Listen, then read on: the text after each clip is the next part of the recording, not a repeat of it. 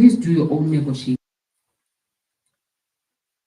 Not all debt review companies are registered. Some apply by NS. You find people saying you're paying 1,000 rand. How much do you want to pay?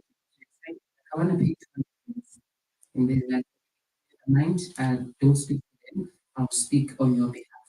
You give out 200 every month religiously, roughly. How much are they taking? Because nothing is that for if that pressure, like maybe they getting 50 rands if they like. But if you go via registration and do your own debt review, you know whatever send to take so communication is key. And maybe because we're talking youth man, we're talking to youth or especially to celebrate youth. What are those products then for that we have for investment is one of things that but the type of investment could be different. What is your why do you want to invest?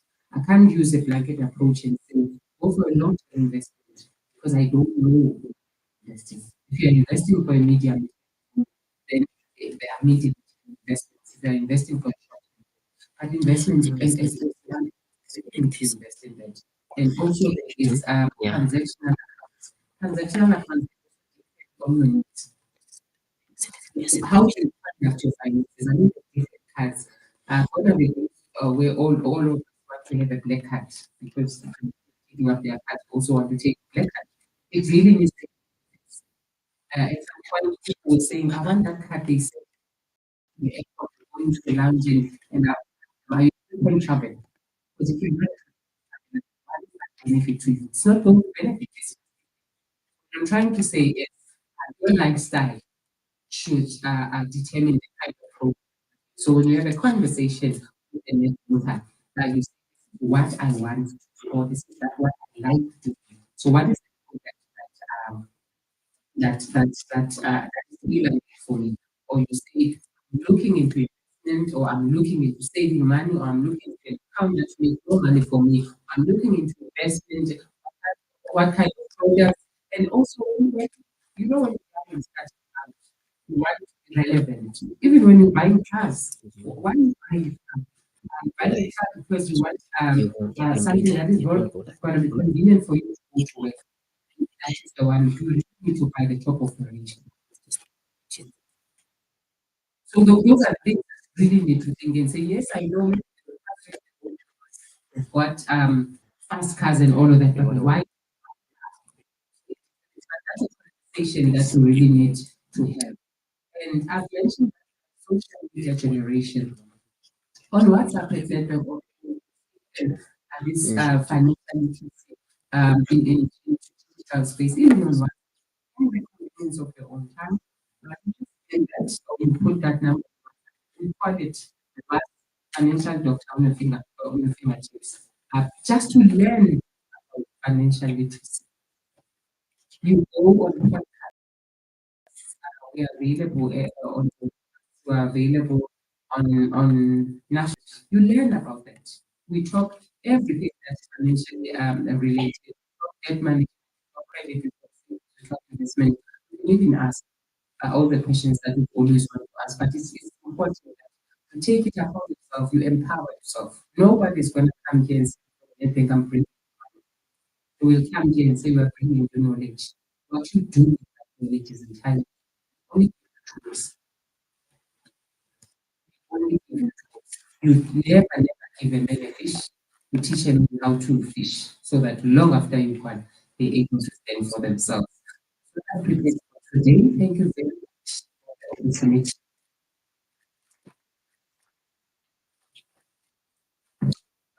Should I really mention fish? Should I really mention fish?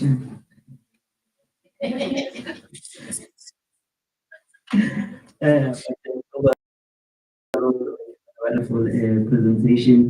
I like the fact that you emphasize financial management because financial management is issue across different generations. I like how you advise us on how we can better manage our finances. Uh, I would like to speak out with to be an inspirational book session, which will be facilitated by Miss Basitana to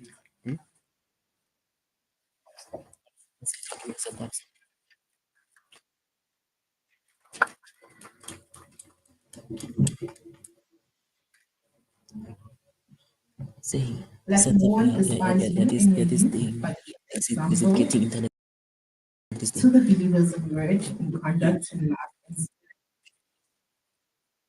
meaning that let anyone look down on you. But as an example, good morning, colleagues. Again, my name is Sana. Today, I'm in the knowledge management unit. And for now, and today I am we are launching. I'm actually excited that we're launching today. And today we are launching. So as part of today's, we are officially launch our very own initiative is more than just about reading. It is about building a culture of curiosity, dialogue, and continuous development of institution. The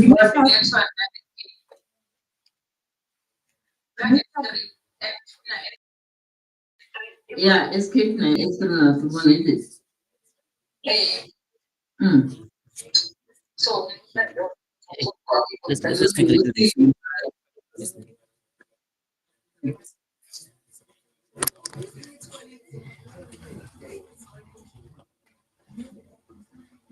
Hello.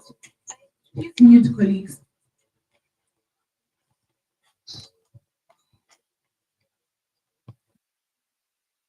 By PSA staff to read more widely and more often, not just for professional development, but also for personal growth and enjoyment. Through shared reading experiences, we hope to spark meaningful conversations, given our understanding of diverse perspectives and our sense of community. It is both an honor and privilege to introduce a truly remarkable scholar, educator, advocate for literature, Professor Molly Brown from the University of Pretoria, who will be taking us through the importance of reading literature. I know the program said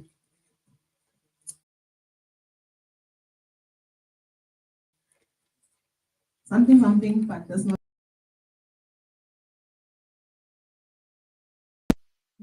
She studied at Rhodes University, earning honors and master's degree, focus on the work of Edmund Spenser. She then completed a second master's degree in the 18th century literature at Queen Mary's College in London after receiving a national scholarship. Prof. Brown began her academic career at the University of Devon Westville and later held a junior research fellowship at the University of Freetown. In 1986, she joined the University of Pretoria, where she earned her Doctor of Literature with a thesis exploring fantasy literature for young adults. Her research journey began with early modern Romance studies, but evolved to include contemporary reimaginings of Romance tropes in postmodern fiction, science fiction, fantasy, and children's literature. Her passion for promoting literacy in schools led her to become a leading voice in the field of childhood reading in South Africa. Her influential article, Why Are South Africans Frightened of Togoloshes, appeared in The Lion and Unicorn, the foremost journal in children's literature studies. Please join me in welcoming Professor Molly Brown.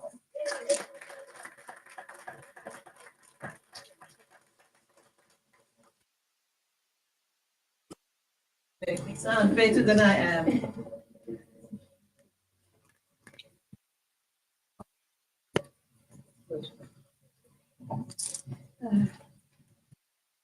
Okay, can we have a screen view without the side? Don't want to spoil the excitement about what comes next.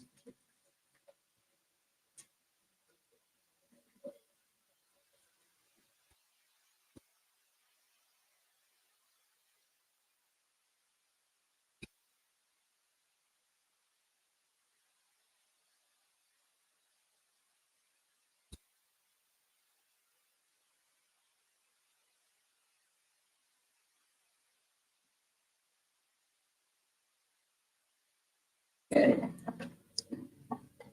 Thank you.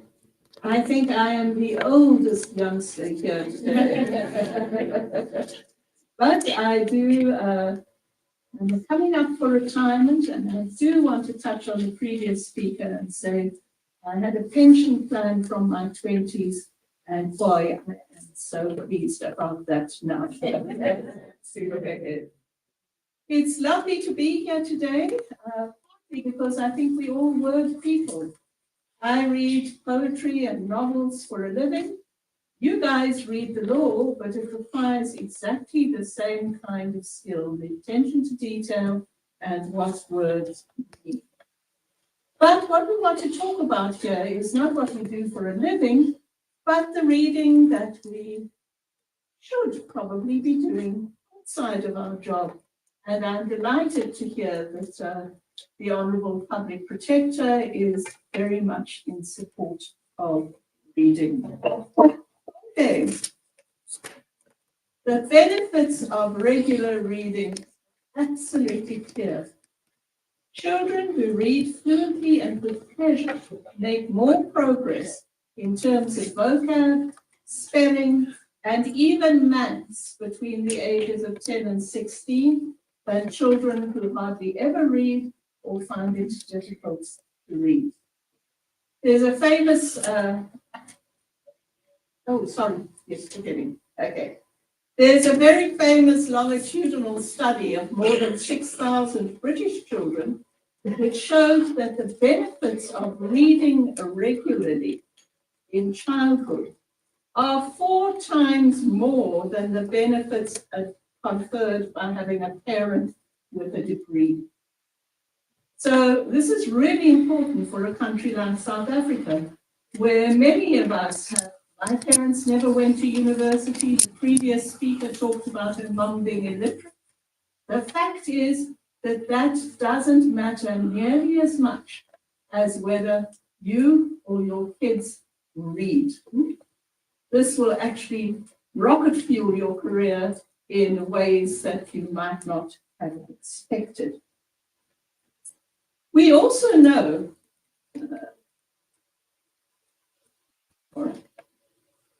that about 60% of South African students drop out of tertiary study in the first year.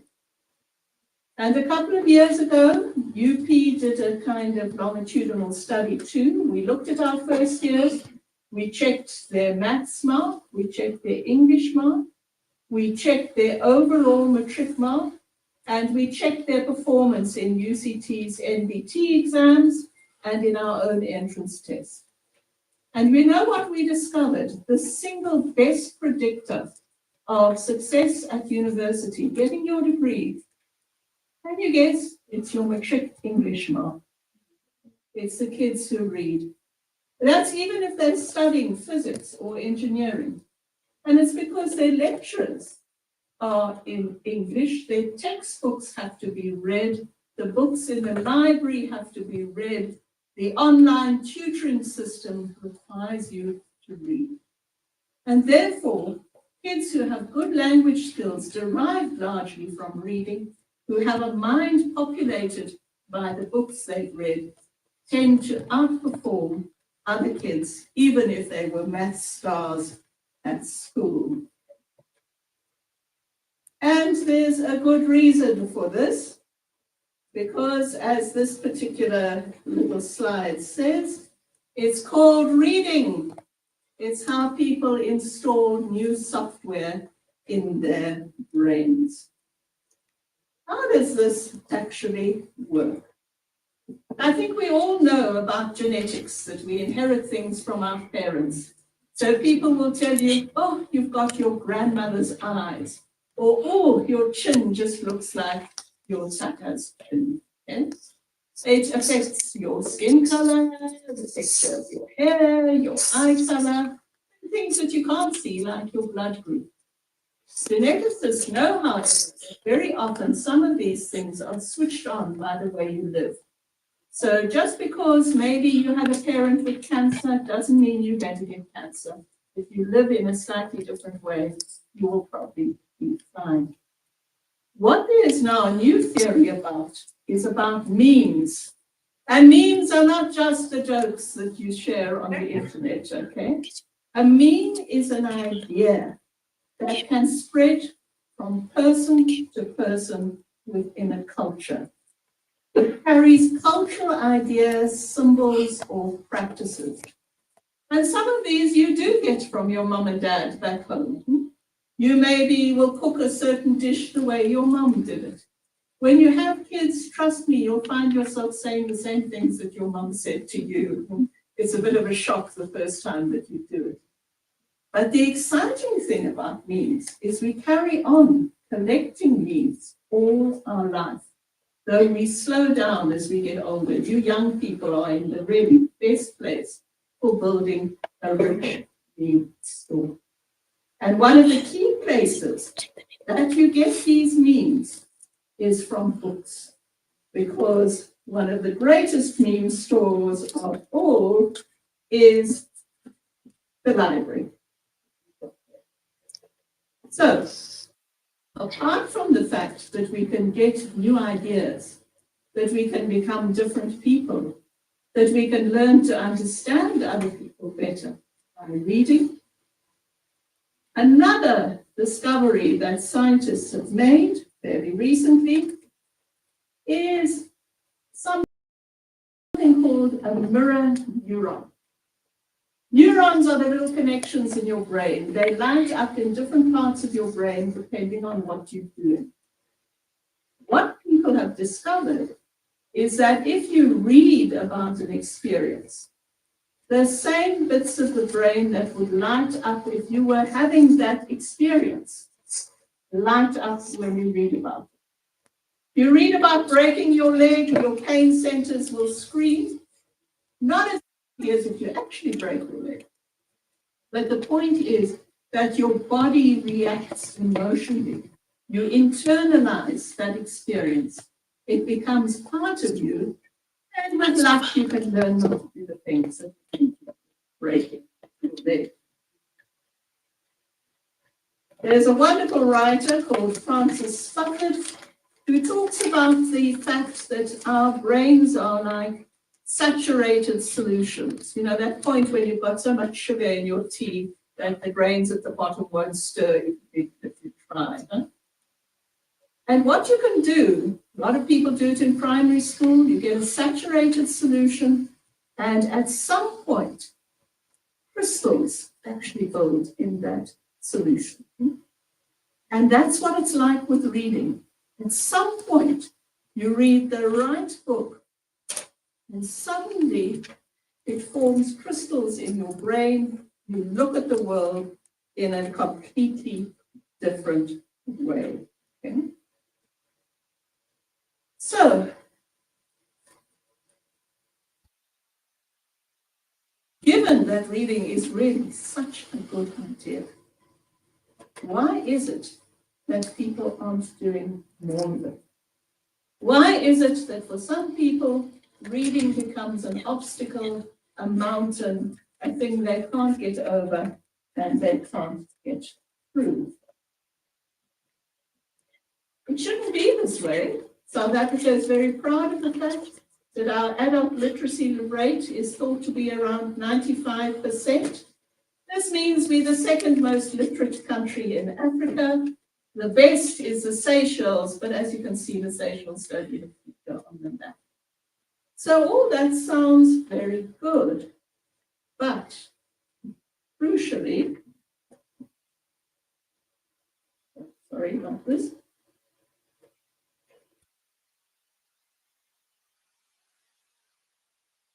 Many of you already know that the 2021 Progress in International Reading Literacy results for South Africa showed that of our grade 4 learners, 81% struggled to read for meaning in any language. They weren't just being tested in English. This represents an actual drop in the average score from 2016, and it places South Africa rock bottom last of the countries that take part in the polls study. What is actually going on here? What can we do to change it?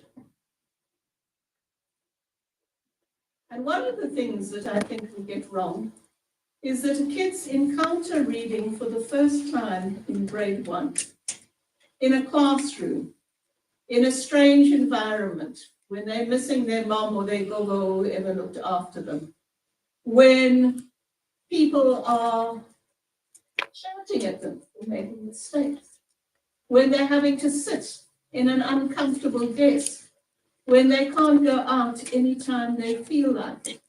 And so reading becomes for them this weird and difficult task that they're faced with in circumstances that are already challenging.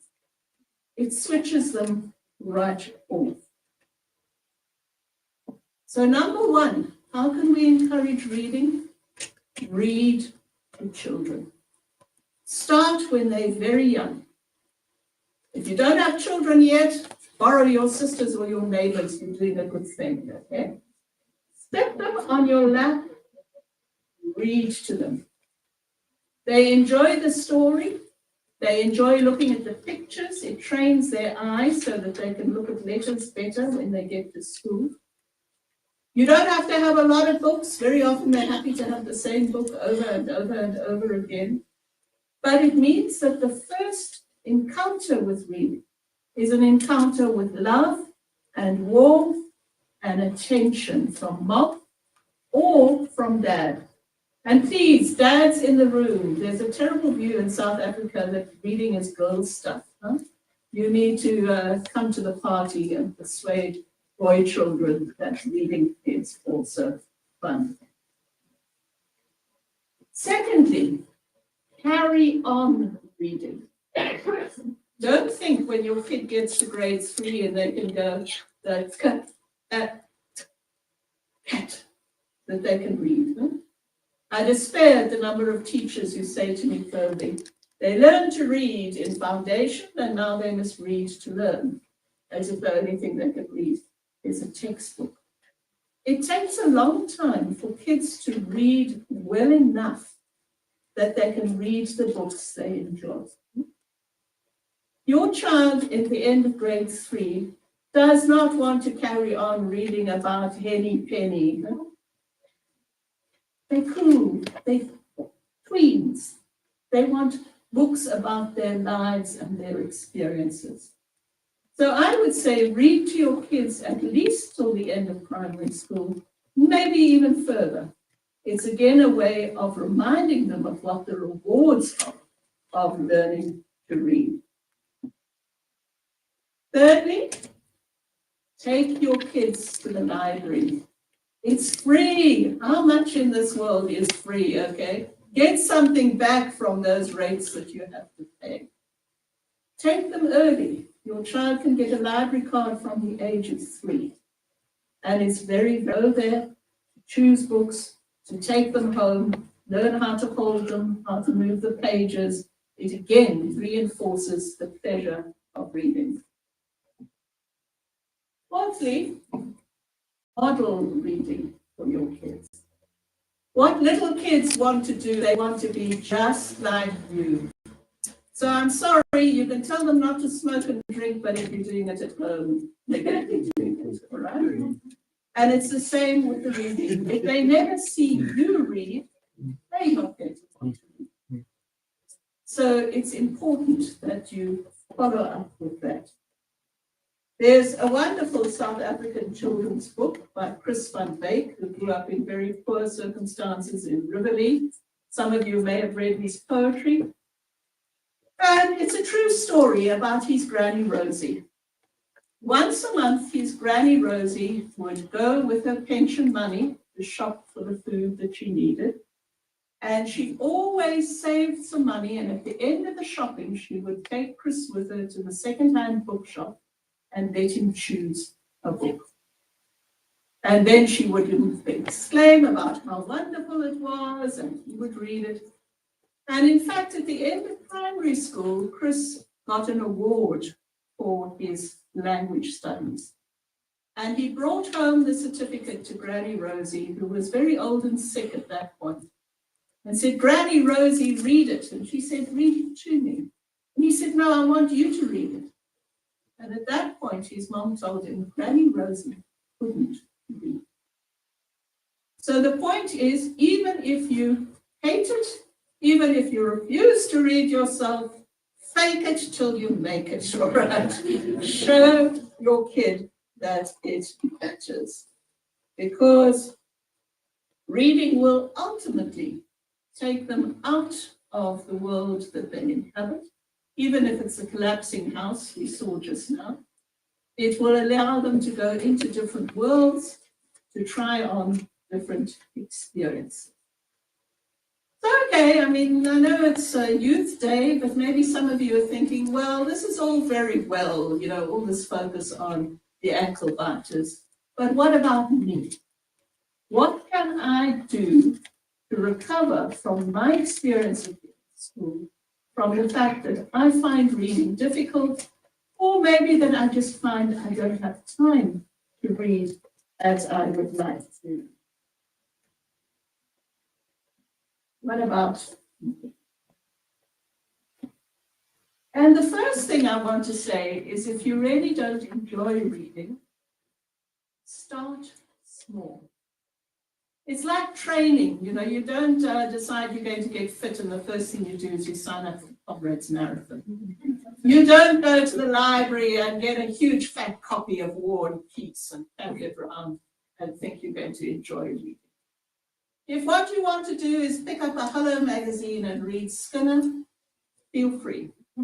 If the Asterix books your kids got at home are actually quite entertaining for you, be happy to read them.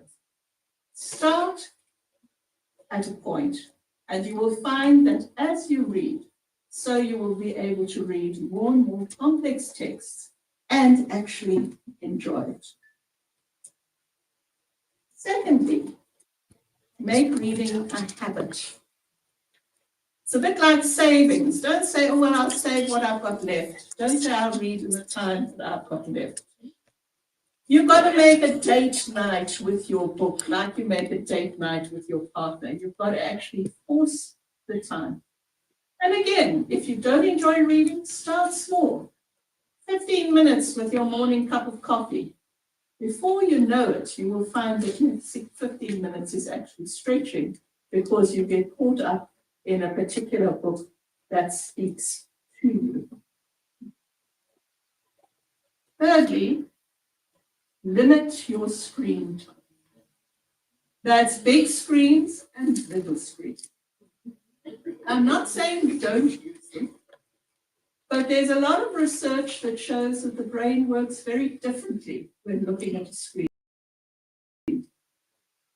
Watching lights up at all.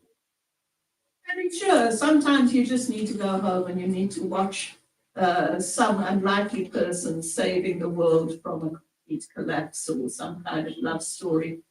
I understand that. But tell yourself maybe that you will watch TV for an hour after you've eaten. That's going to be your TV time. With your phone, when you go home, unless you're a doctor on emergency call or your kid is having a sleepover, go home, switch your phone off. The world will survive without you. Yes. Be aware and be aware of it for your kids. Fine. Switch it off. Fourthly, find reading buddies, and that's why I'm so excited to hear about this reading. Because if your friend is also reading a book and you can talk about it, or they can say to you, there's this really cool book, you should try it. It's again like training. If you find somebody to work with, it really makes a difference. Lastly,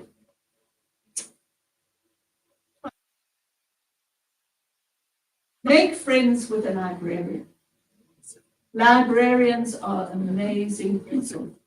They don't judge. They know about books. They're not selling you anything except the experience of reading. So they will find you a book that you will enjoy. And the Brooklyn Public Library, you could just about walk to. It's there in Brooklyn Square, just above all those restaurants. You can join it for free. You can go there in your lunch hour once a week, and you can get yourself completely free books to read.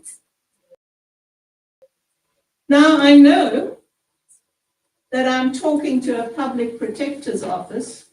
I assume that you're all here because you don't only care about yourselves and your families, you want to make our country a better place. And I salute you for the work you do there.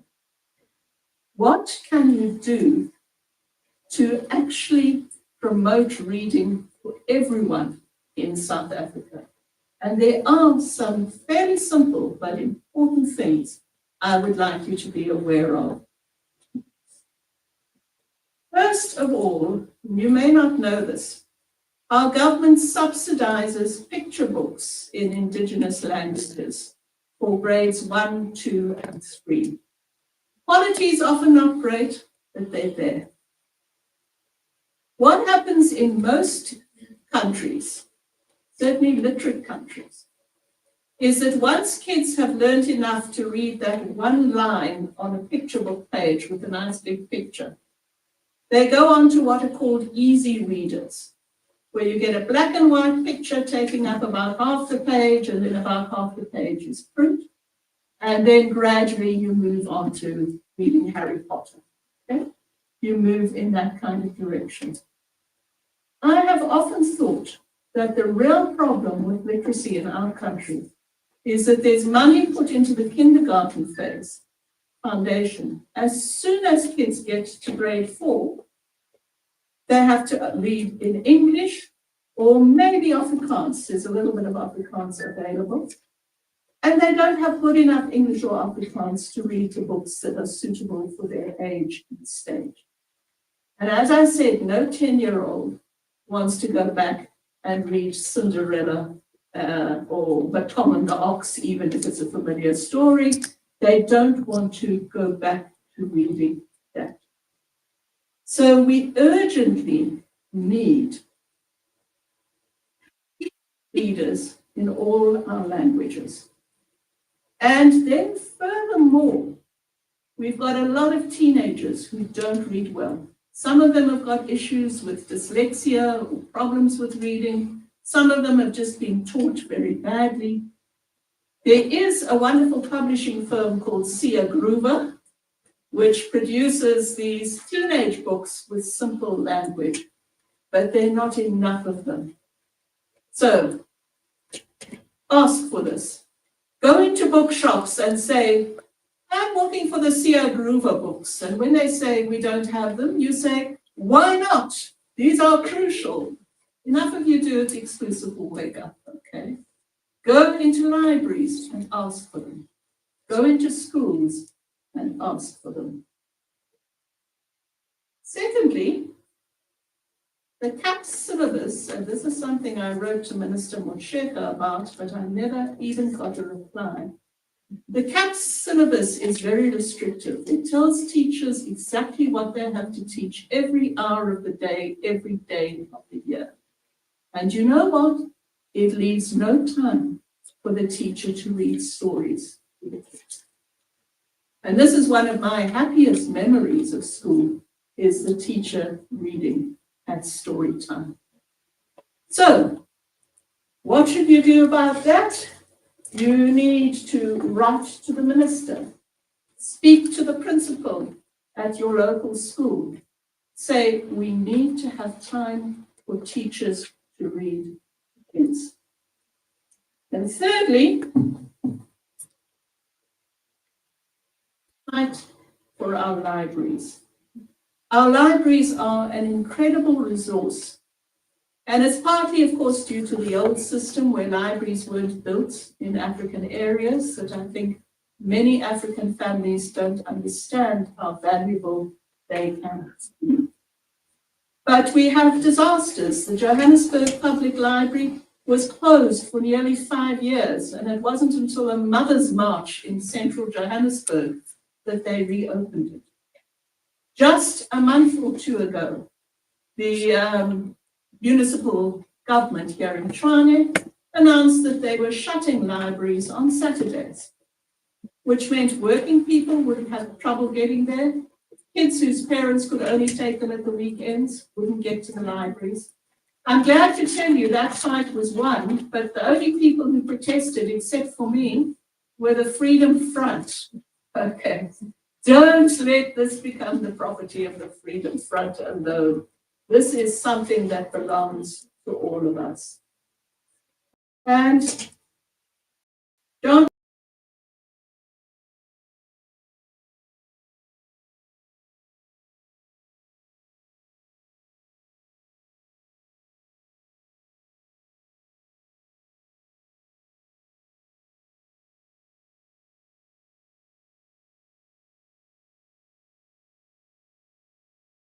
and antidepressants. Literature is a mind changer and an escape. But unlike them, it develops and enlarges the mind as well as changing. It's Nyape with good effects. So that is what I wanted to say for you today. I hope that you will read to your kids. I hope you will become readers yourselves. And I hope that you will actually become warriors and fighters for building a reading culture in South Africa, because it's probably the thing that can change our society for the better, faster, and more effectively than anything else. Happy reading.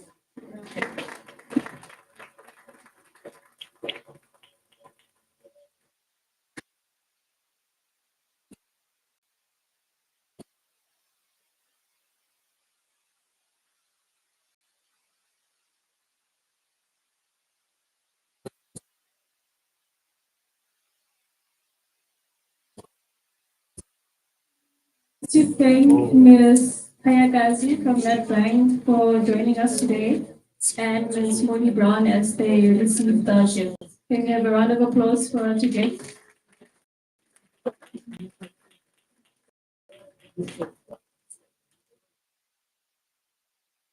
Next, we're going to Ms. Ganyani, and she will reflect on the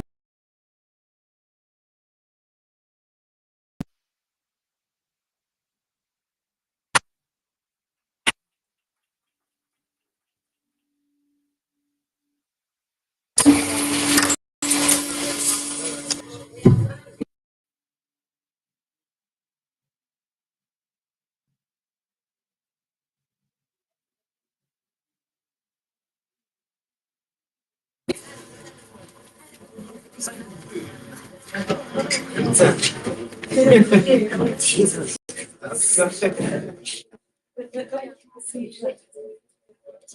Say that now. How many? Yeah.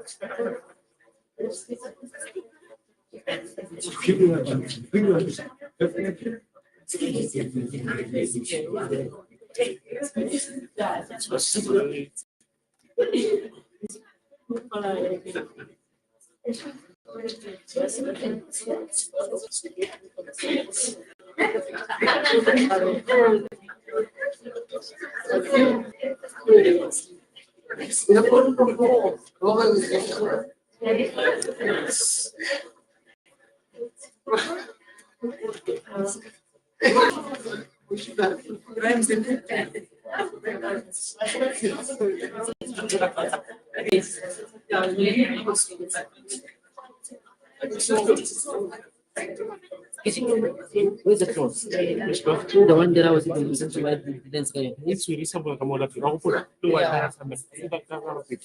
Okay.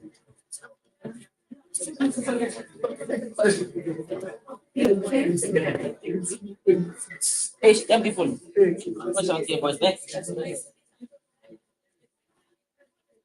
Thank you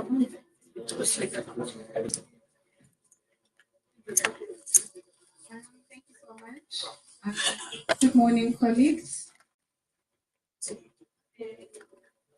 Thank you to all the speakers who spoke, and I really appreciate Prof. Molly in her absence. I see that she has left. Now I know how I'm going to get my fun to beat.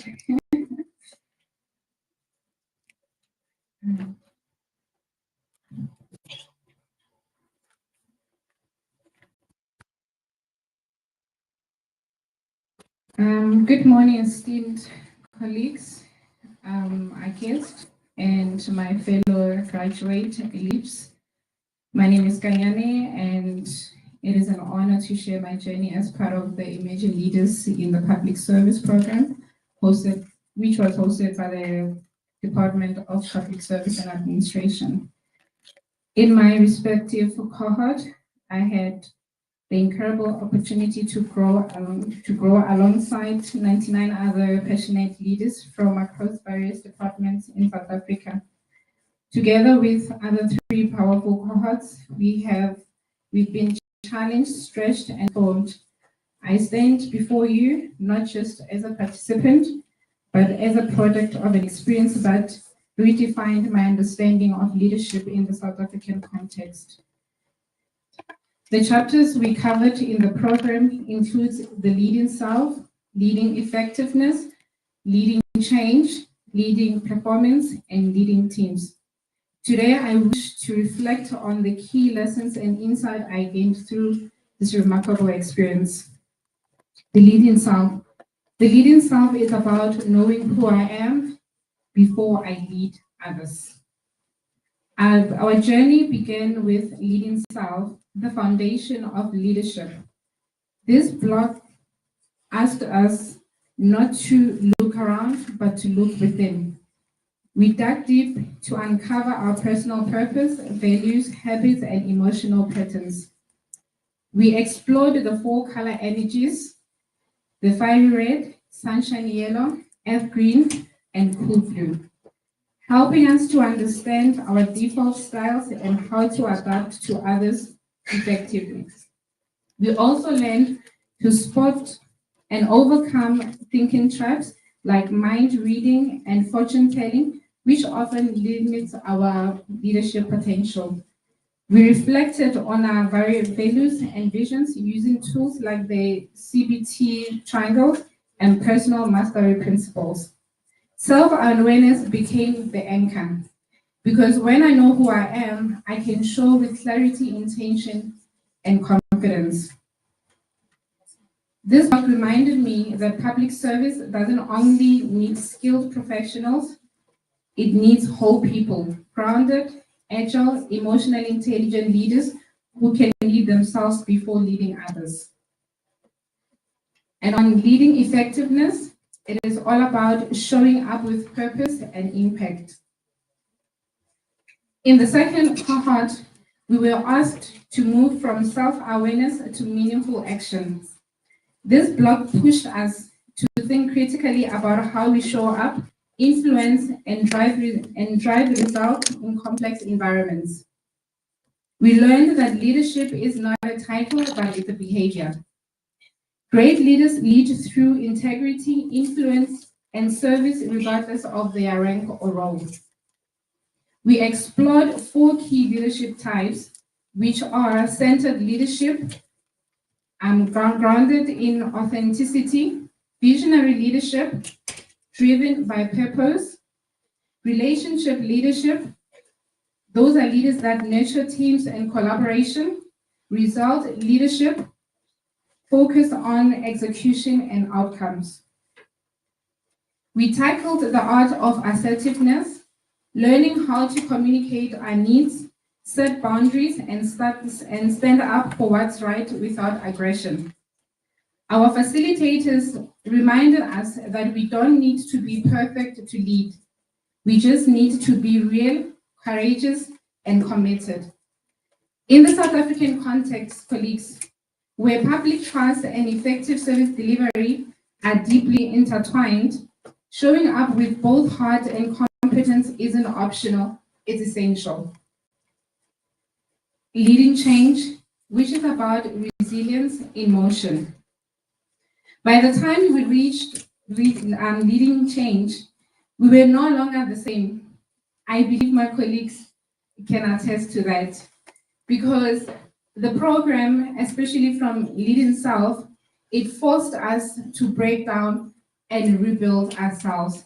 Because being a leader, you need to separate yourself from yourself. We were no longer the same group. We were ready to confront uncertainty, not as a threat, but as an opportunity. This block prepared us to lead in an each for himself world, a world defined by disruption, volatility, uncertainty, complexity, ambiguity, and diversity. We distinguished between change, which is external, and transition, which is internal, using models like the change curve and the William Bridge transition model. We developed tools to manage resilience. And those tools are reframing discomfort into learning, leaning into uncertainty with purpose, building grit and emotional resilience. The emotional impact of change was real, from fear of loss and control to breakdown in connection. But we also saw the power of renewal, that every ending is the start of something new. We learned to lean on our support systems and embrace a growth mindset, knowing that adaptability is now one of the most valuable leadership skills in our time. Leading change in public service is no longer about maintaining stability. It's about helping people and institutions thrive in motion. And when it came to leading teams, which is about from individuals to shared success. In block 4, we shifted. Oh, I'm so nervous. My nose is getting sweaty.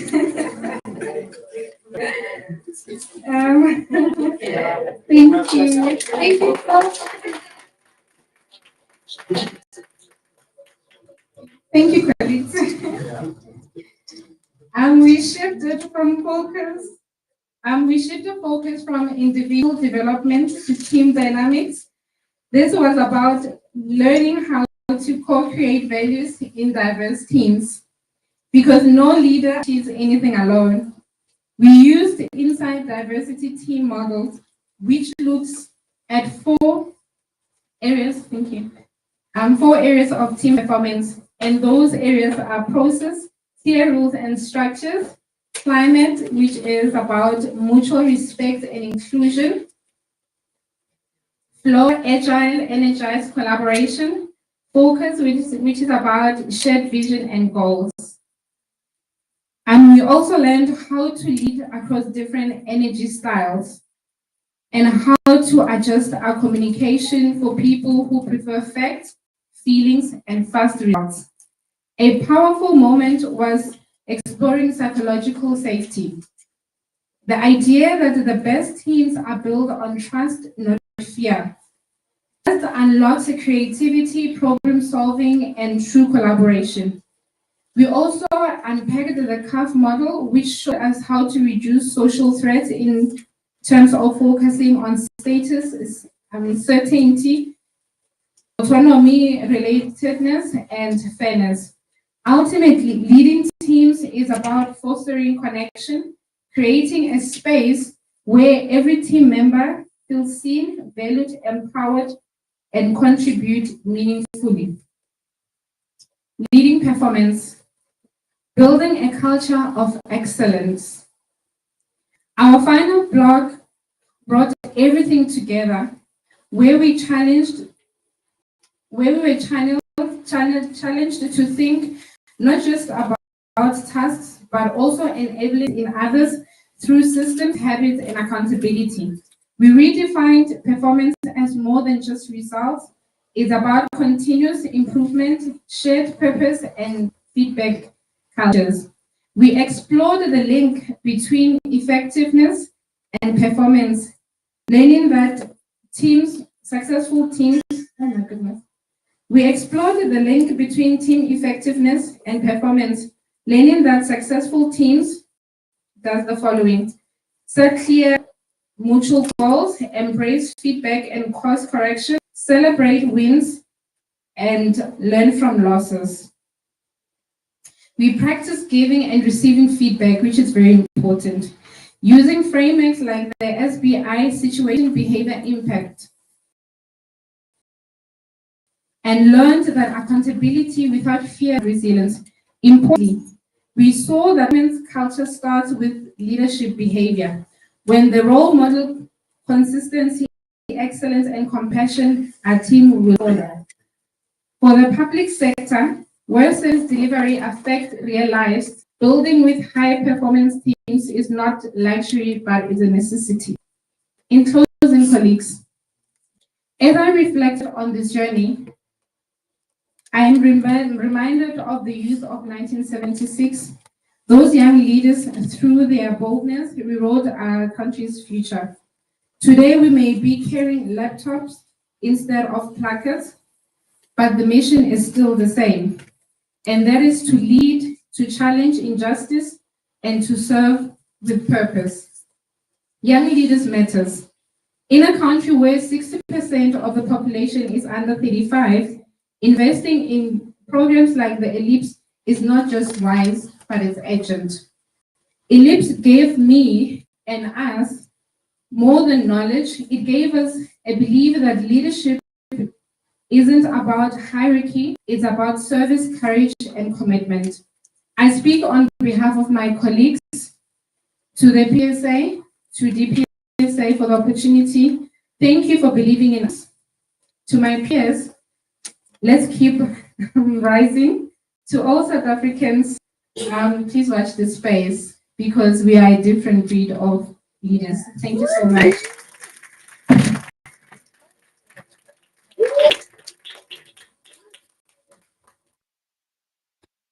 Thank you, Kanya, although you gave us great presentation. Colleagues, Nazi already, so let us play music for 5 minutes just to refresh the mind, then we'll get back to it. DJ! This isn't just a cup of strong with smoothness. Subscribe! DJ!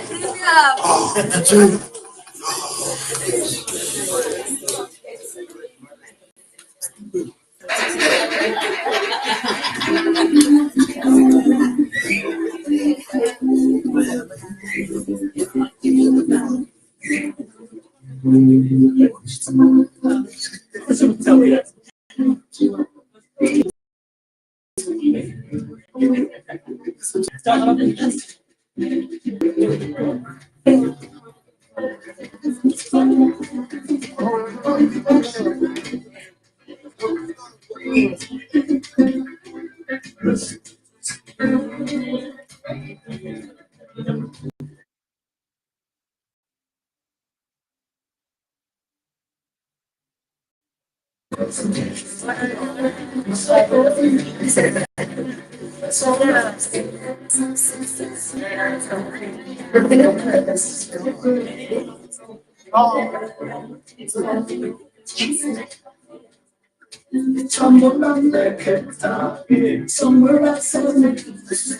somewhere outside.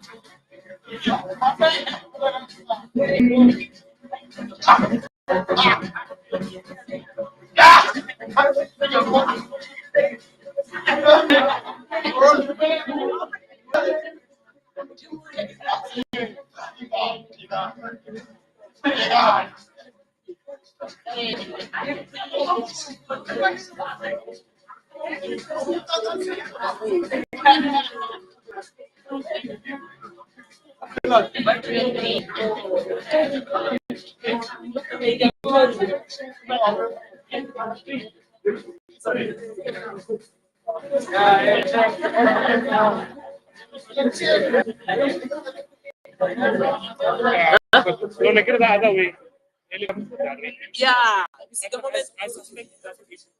Because the moment you just plug this 1 kg, then it came straight and recognize it. You see. Yeah. Yeah. Are you guys on TikTok? On Instagram?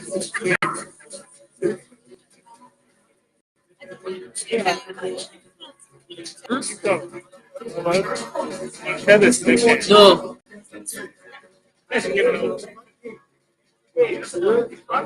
If I can only just say, not have a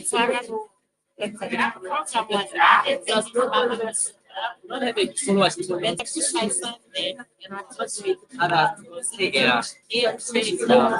After you, that was after the start series. Then you also say people say that city guys live and we must watch money. People are gonna say money things and many things. Yeah, that is why like you the time. It is only 100% election there. And nobody else is even then, the speakers sometimes you just say other things. Forgetting that this thing just yeah.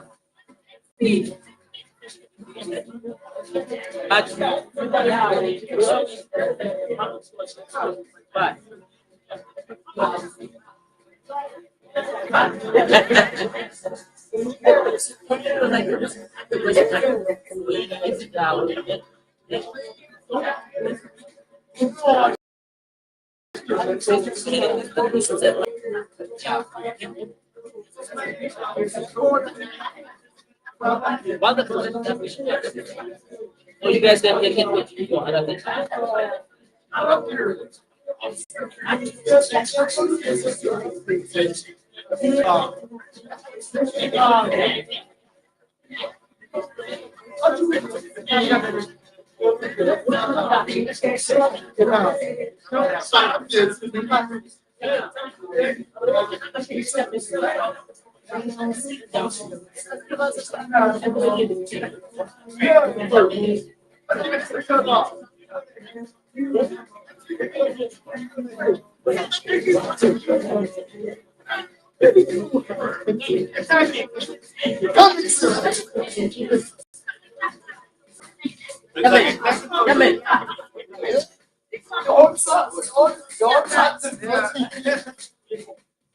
What do you want outside? Right. Outside. Something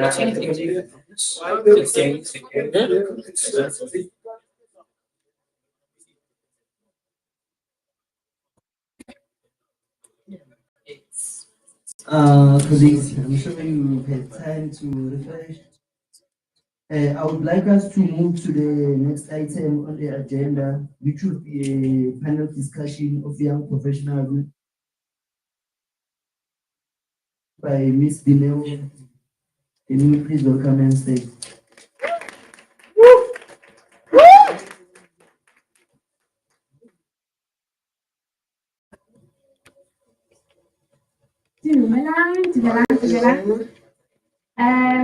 To the Yankees, to the exec, to the guys in the provinces, and to all our guests, my name is Julie for those who don't know. I'm here to moderate our panel of youth, our esteemed youth. They're going to be giving us insight on some of the topics that we have at hand. I'm going to introduce all our panelists, and as they join us, they'll come. Our first panelist I'm going to introduce, DJ, can my panelist people please come with some music? Can we give this thing a value? Can we just give a moment of it? Please give me something that is current, something that is, don't give me the I can, we want to vibe this thing. Can we please? And also, guys, I'm going to ask that our audience please have opinions, and if while my panelists are answering the questions, I'm going to be walking around in the audience just to get a view and a feel of what it is that you think about the current topic that is at hand. Okay? So that we can move together. We're not going to sit still. Come on, guys, let's move. So our first panelist is Ms. Bongiwe. Okay. Just a brief introduction. Ms. Bongiwe is a seasoned investigator at the Public Protectors of Africa with over a decade of experience in forensic auditing, legal fields, and public service.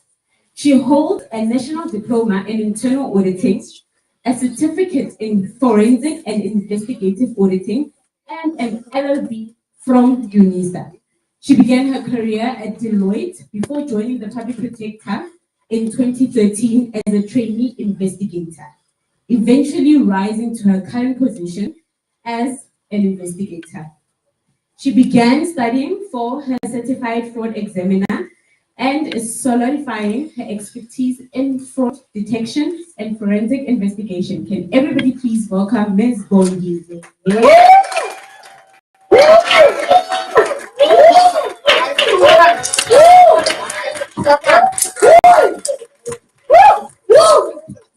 DJ, I'm not hearing the song. My panelists must come up again. Like, give me something. Give me something. Panelists cannot come and sit down. It's you, guys. Come on, let's move to the stage.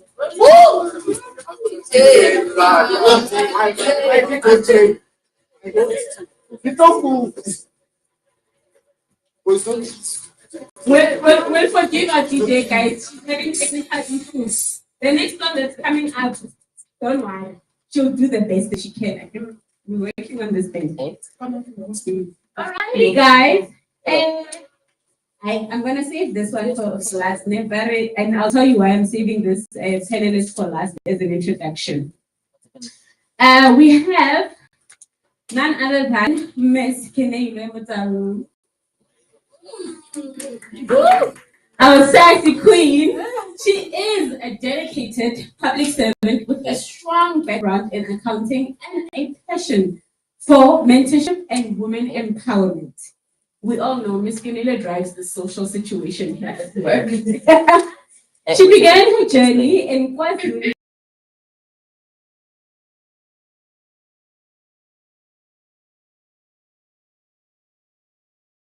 accounting at the University of KwaZulu-Natal. During university, she was an active leader, particularly within the African Women Chartered Accountants student chapter. After completing her postgraduate diploma in accounting science and passing her initial test of competence, Inelo is now preparing herself for her final board exams to qualify as a chartered accountant in South Africa. So soon we're going to be saying Miss Mishramu with a CASA at the end, y'all. She began her career in 2019 with the Auditor General of South Africa and later moving to private sector as an audit supervisor before returning to public service. Can everybody please welcome Ms. Mishramu?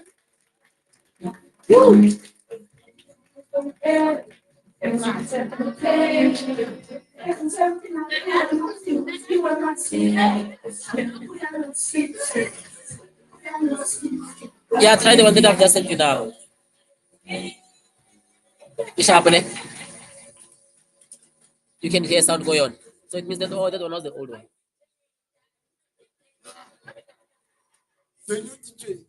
Okay, ciao. Okay, we are moving to our dynamite in a short period of time. That's one of the ages. Please, can you read? I'm gonna go. Thank you. Just go. The next candidate that I'm introducing is experienced in IT. He is an IT manager and business analyst with over a decade in IT sector. He holds a diploma in IT with software development and has an advanced diploma in business analyst specializing in IT. So this gentleman has contributed significantly to national initiatives, including leading the integration between SASA and SAPO to address fraud and streamline dispute resolution. He has also spearheaded the technical team for the 350 during the COVID-19 pandemic, helping millions and millions of South Africans. Guys, please welcome Mr. Pilani.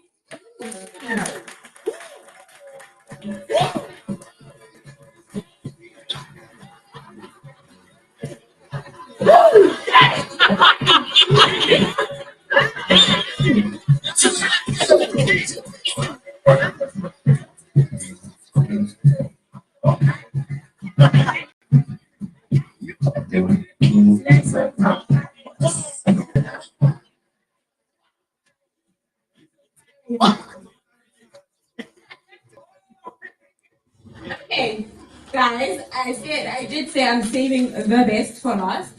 We have a panelist, we have a guest panelist who is joining us today to add some spice. We decided, no man, let's go and get somebody from outside to just give us a fresh perspective outside of PPSA.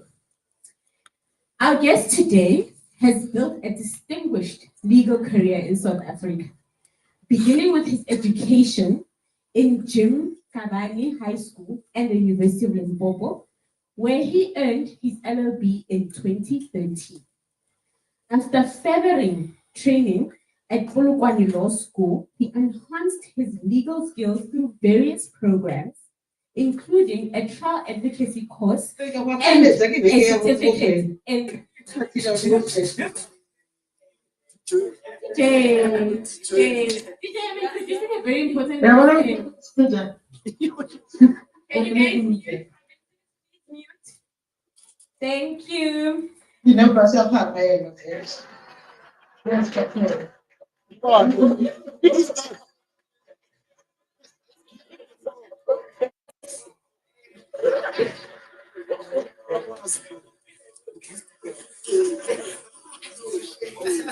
Okay, guys, thank you. Let me continue with my talking ways. After furthering training at Polokwane Law School, he enhanced his law skills through various programs, including a trial advocacy course and a certificate in human rights. This gentleman is committed to public service and has demonstrated this through his internship with the Department of Justice from 2014 to 2015.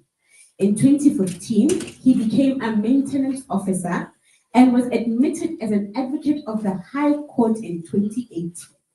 His leadership abilities were recognized through multiple appointments as an acting court manager from 2018 to 2024. Can you guys please help me welcome Advocate Nelungi Matimba?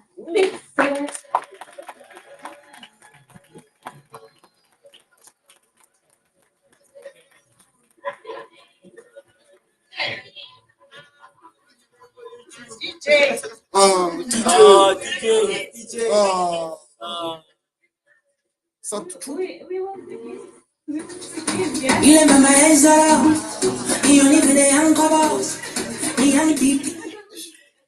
We'll forgive our DJ guys. We'll still come back. We still have, yeah.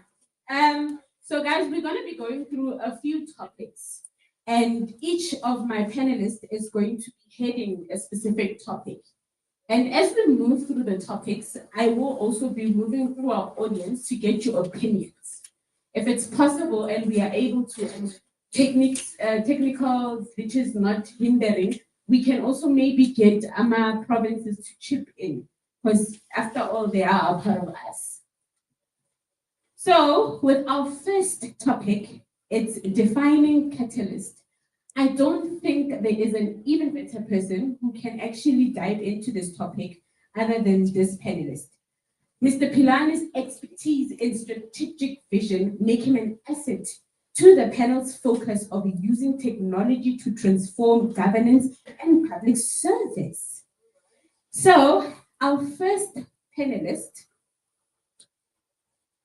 is going to be taking us through catalyst. What does it mean for youth today? My first question to you, Mr. Pilani, is, in your experience, what does it truly mean for a young person to be a catalyst in today's rapidly evolving world?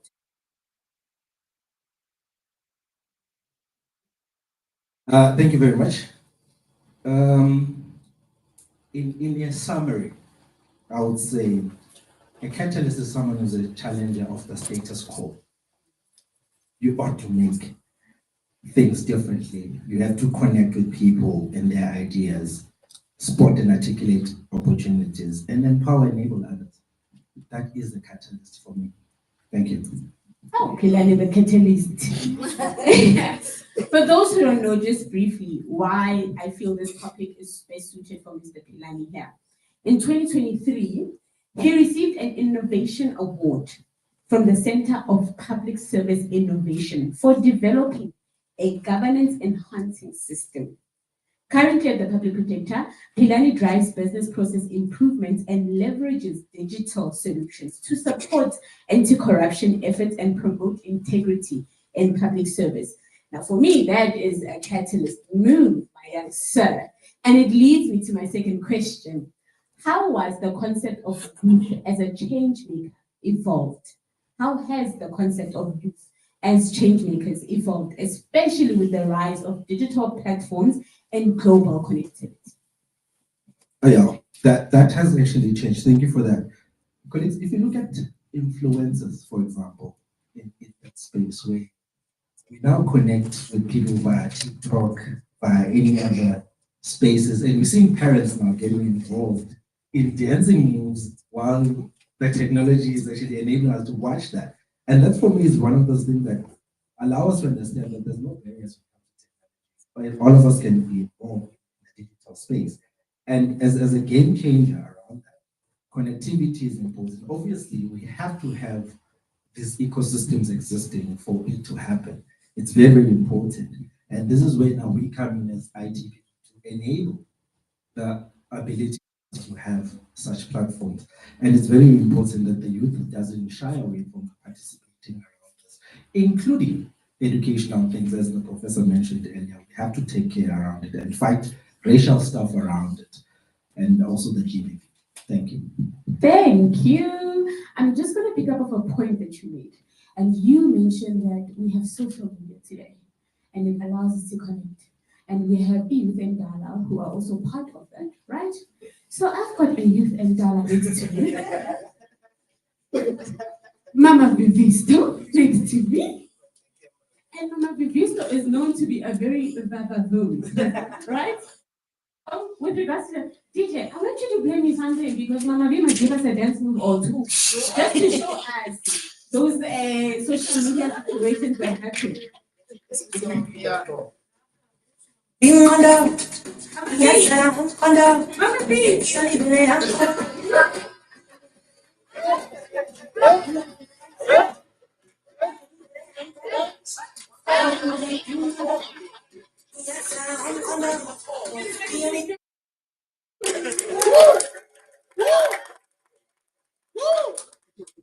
So, Mr. Mkhize, I'm going to wrap it up now with regards to this particular topic. Can you share an example of a young person or youth initiative that embodies this catalyst spirit and what made them effective for you? I think I have one, and it's someone that I picked up in the institution. And he's behind someone there. I have this young man who impressed me lately, Shamulo. Shamula? And I really, really want to touch on him because he wrote an email telling us that we went wrong on one of our operational plan targets. And the way he wrote that English, I was like, who wrote this? And I realized it was Samuel, and he was addressing how we're supposed to be doing smart targeting. And I was like, wow, is that an intent? Samuel, I want to thank you for that because not only do I see you as someone who shape this institution forward, not guaranteed anything, but I see a whole lot of potential in you. Fully appreciate your skills.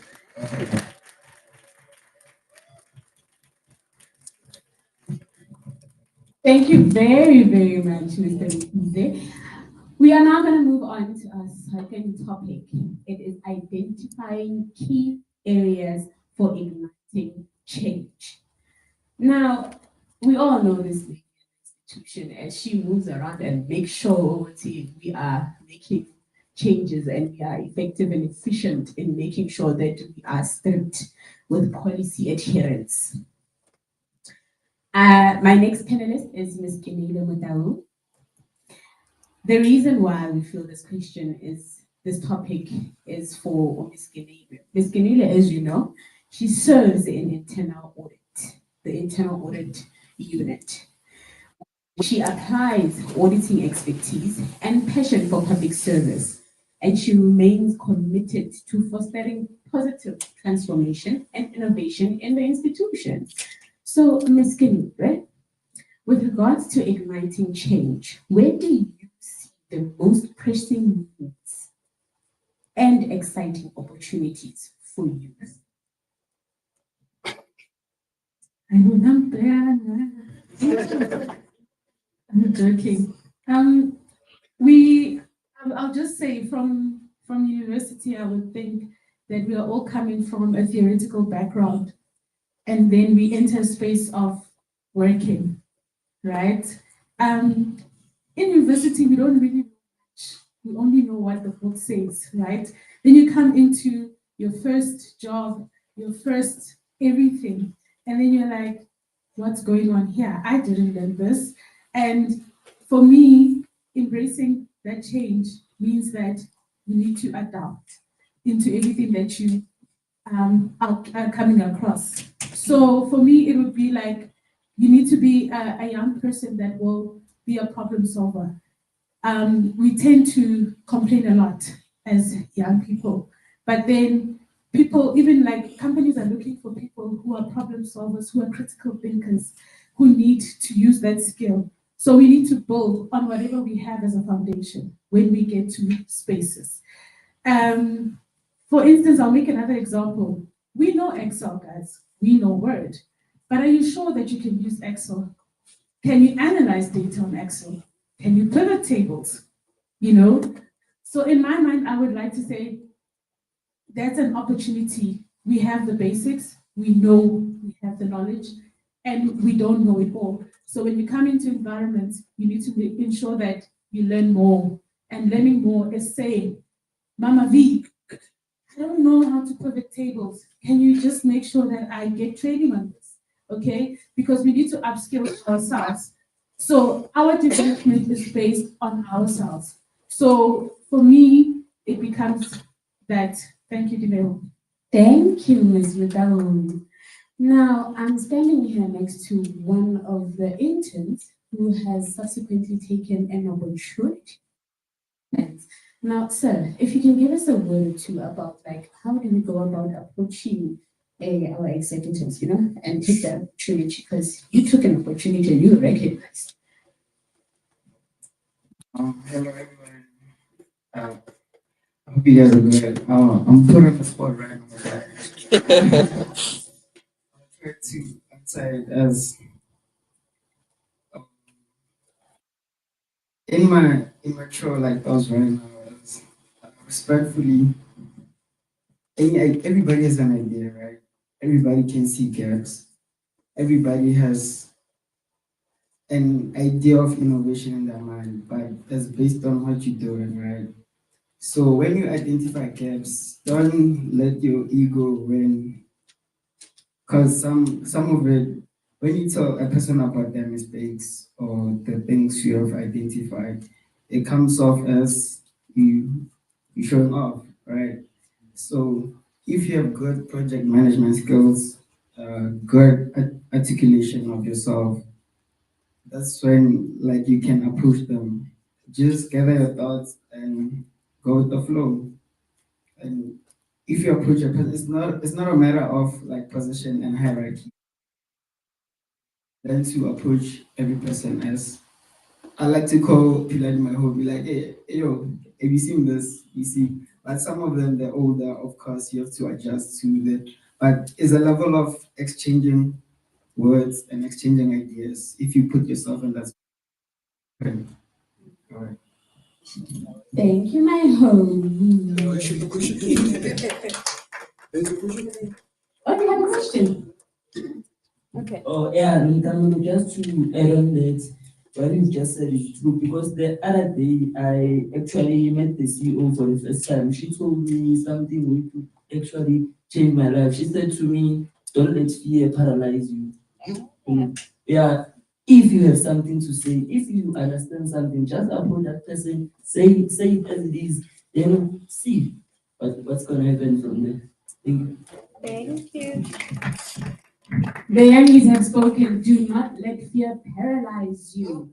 Ms. Matawu, let's move to our second question. How can young people identify areas where their unique passion and skills can make the most significant impact? Okay.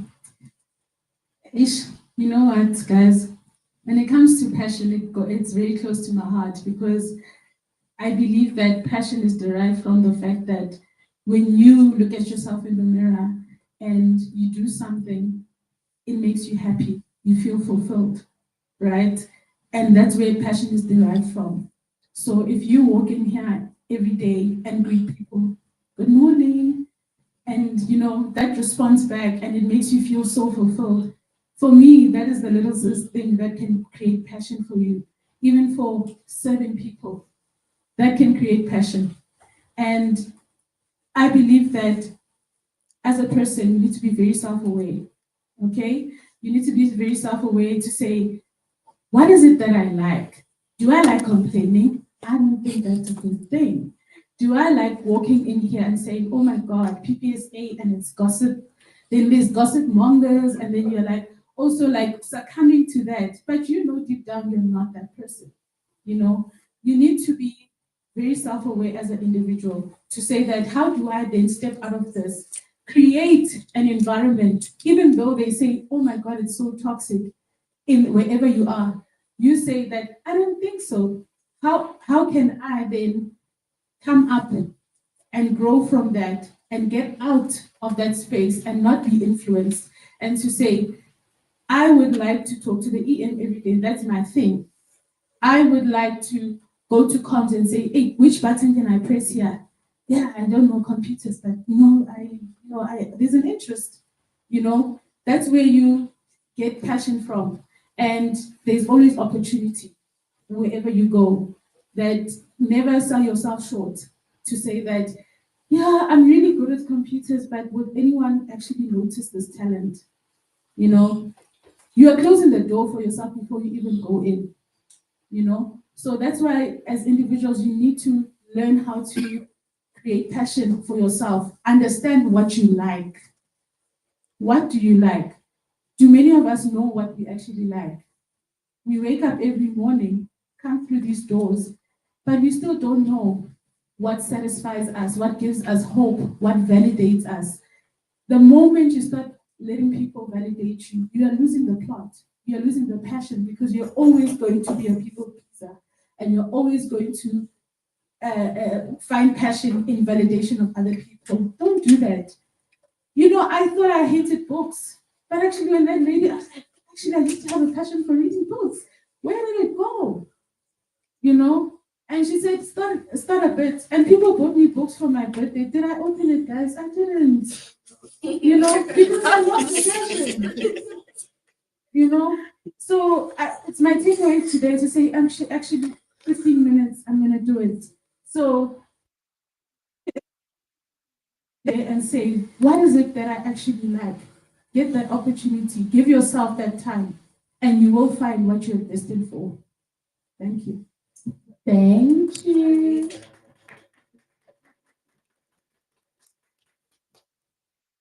I know we've got interns in the provinces. So, provinces, you are more than welcome to chip in on this conversation and give your thoughts, your views, your motivations.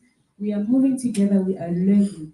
Like the gentleman said, do not let fear do not let fear paralyze you. And that is where we're stemming from today. Do not let fear paralyze you. We are moving with this thing. We are cultivating the catalyst mindset and skill set. And I do believe that our esteemed guest can take us through this one. As you guys know, this gentleman right here is Advocate Neludi Madimba Fixon. Mr. Fixon's career reflects on his dedication to justice, continuous professional development, and his passion for public service and youth empowerment. So, welcome to PPSA. We welcome you. We also want to put you on the spot same time. My question to you, so my first question to you is, what are the essential mindsets that can help young people to cultivate and become effective catalysts? Thank you. Good afternoon, everyone. It's a pleasure being here to interact with everyone. Maybe let's start here. about identity first before you can cultivate. You need to know your identity. How do you know your identity? Is maybe I can say doing self-introspection about yourself as an individual.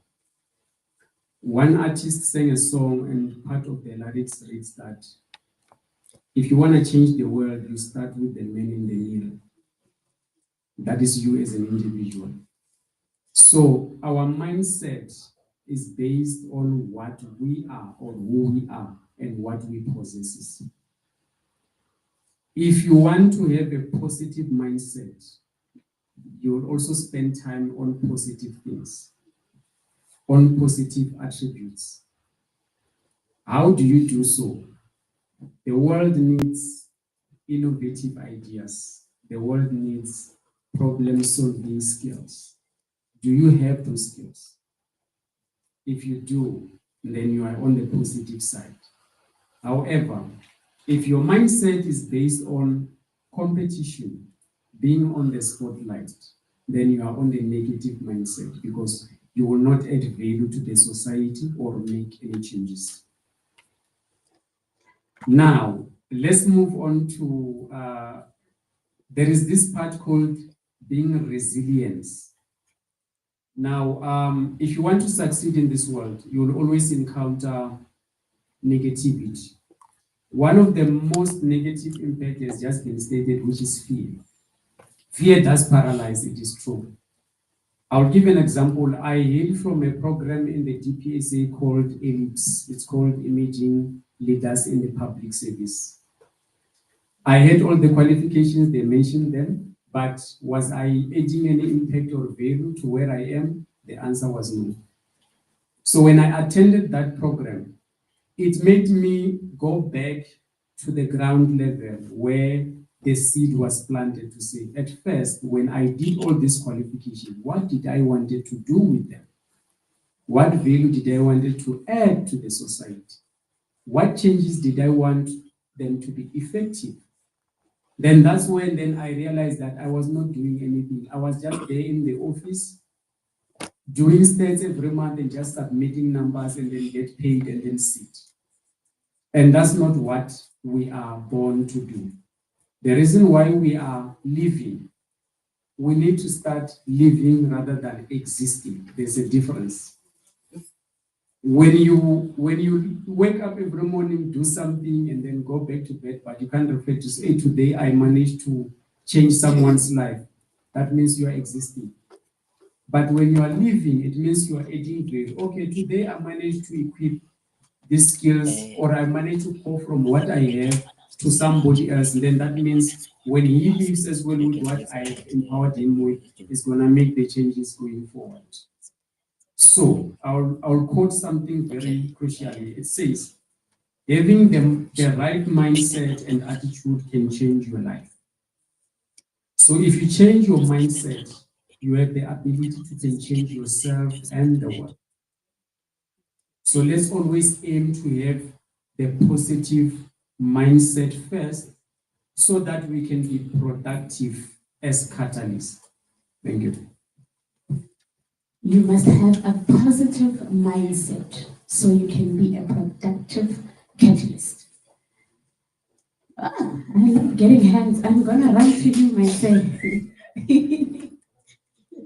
Mr. Nikki, you gonna add?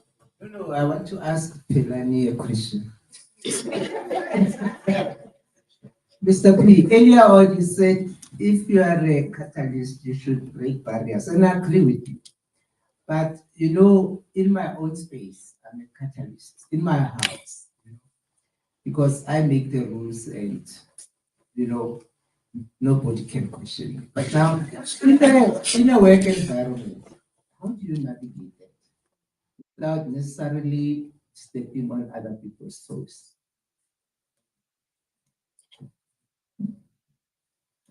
I'm gonna ride on Shamulu's that toe. There's a part where it's important when you correct an executive. It is what I gave the interns as an advice. You can correct an adult, but it's all about how you said it. So we ought to live in a space where we convince people the benefit of why should they go in a different direction all the time. Because people are used to what they are doing and they think it's okay. But show the benefit. And also when you report, you don't say I came up with it. The EM came up with this idea and we supported it because the egos need to be next.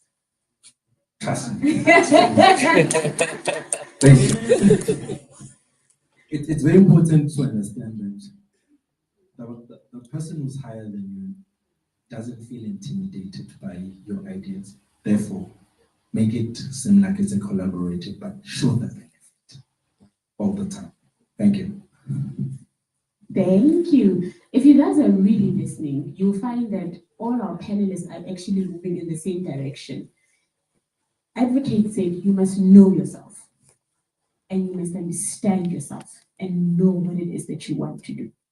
Then they said, if you want to invoke change, you must have timing and tact. Don't just bulldoze into Auslise's office and be like, yeah, you're wrong. So there's a question here, yeah. Before we continue. Yes, Mr. Salvation. Okay. It's my turn now. Thank you. Okay. Mine is not more of a question, but it's a comment. Advocate there spoke about understanding your purpose. Right. I think the month of June is generally to commemorate the youth of 1976. That's the theme. Right.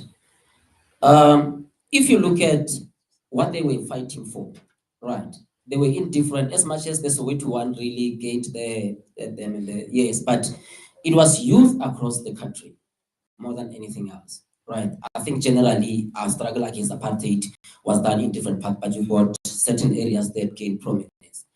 But Professor Lumumba said this quote. He said, "A nation whose young men and women are in a constant state of slumber will never realize its potential." So that raises a question to the youth of today. What is your purpose in life?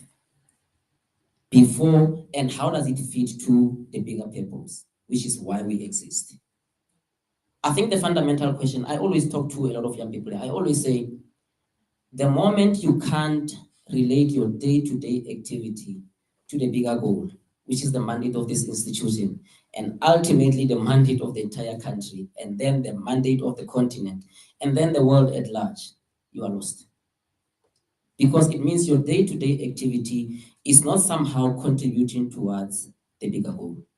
So I think what remains really more important is for younger people to understand their immediate circle and then take that immediate circle and place it into the bigger vision.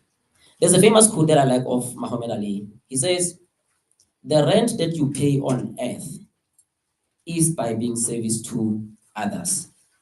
And it's very important for an institution like this one. Meaning that as a young person, as you walk, as you live, always understand that there's someone somewhere who's crying actually for that opportunity to make a difference. The moment you understand that, you are going to behave differently. Thank you. Getting some valuable information and education. So advocate. Oh, there's another hand. We're moving. I'm gonna run to you, my son. Youth and Dala in the building. Just to dovetail on what Sambo was saying, I think we are missing the most important part of question. I would like any of the panel members to respond. I think we need to help our youth how to identify their purpose in life. We are saying people should know their purpose, but how do we advise them to identify?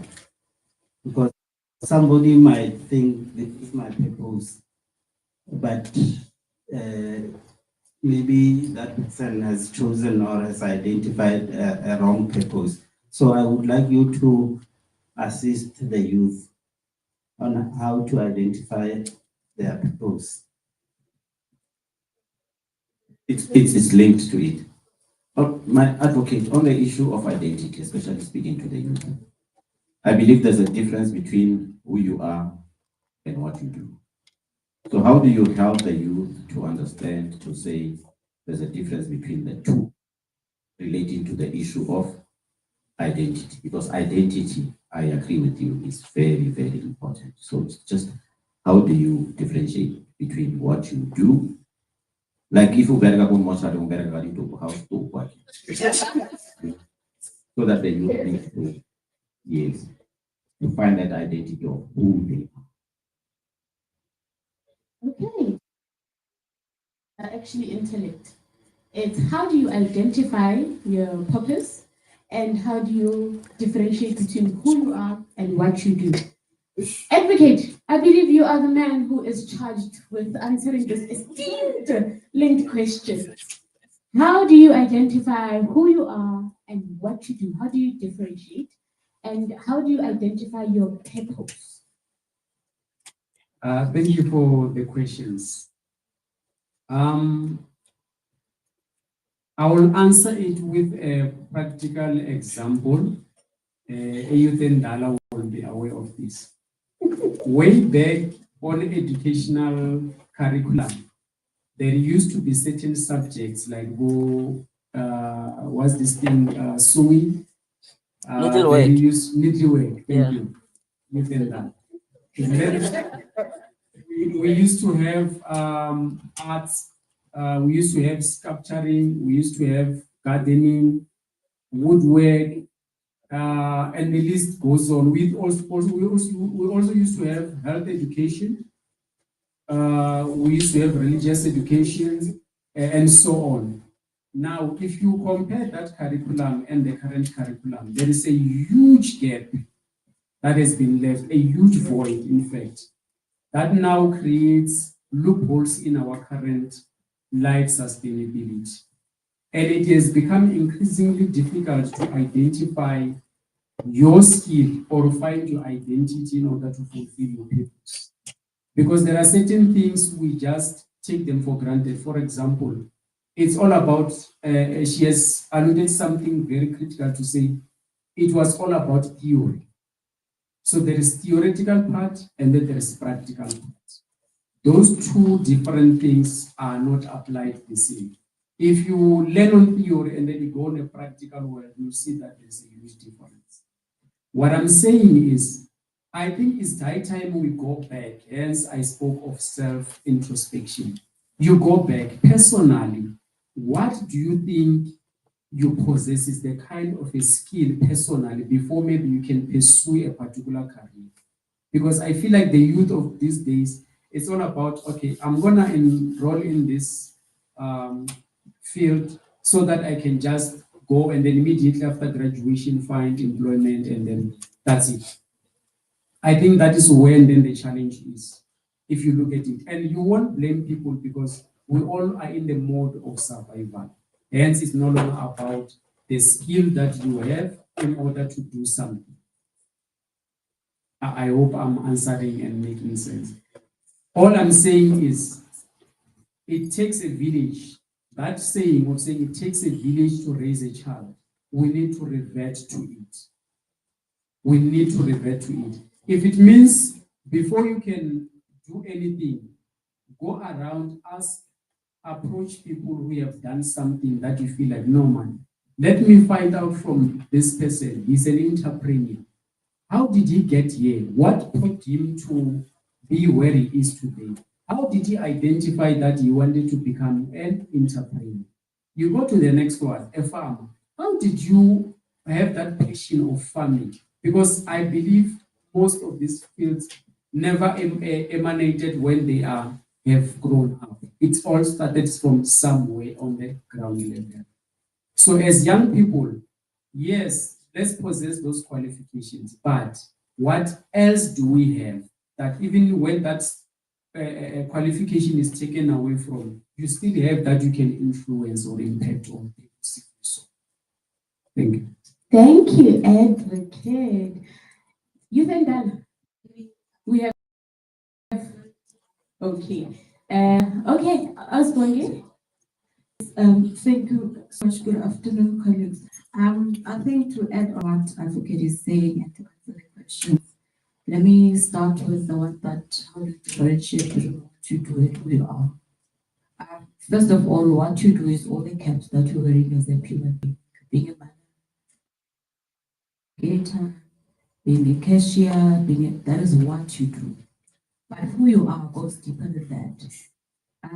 There's a Bible verse that says, "In Him I move and have my being." For me, that is what will bring about who you are. That's how you will know who you are.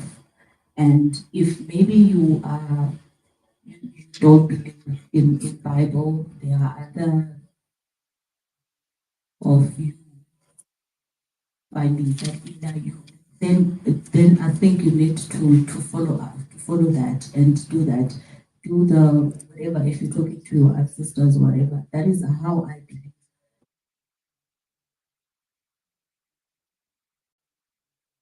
you and your inner self, cultivating that culture of let me say being used to listening to your inner self, how you will know who you are, and that is what will drive you to what you need to do on earth to fulfill your purpose. Thank you. Thank you, thank you. Okay. So with that, I will step into our next topic, Ms. Bongi. Next topic is overcoming barriers and navigating challenges. Now, Ms. Bongi is committed to upholding public interest and accountability. Her work tackles complex matters with integrity and precision. Additionally, she has an entrepreneurial spirit aiming to make an impact in both public and private people, and forensic expertise. She is a valuable contributor to governance and anti-corruption efforts. So, Ms. Bongi, as we neatly pack it, what are some of the biggest barriers that young people face to ignite, that young people face when trying to ignite change? Okay, thank you for the question. I think first of all is the mindset and the beliefs that we have about ourselves. If you believe that you are capable of only taking a step from here to there and not from here to that far, that is the trajectory that your life will take. And the second one, I think, is the geographical position and economic states that young people find themselves in.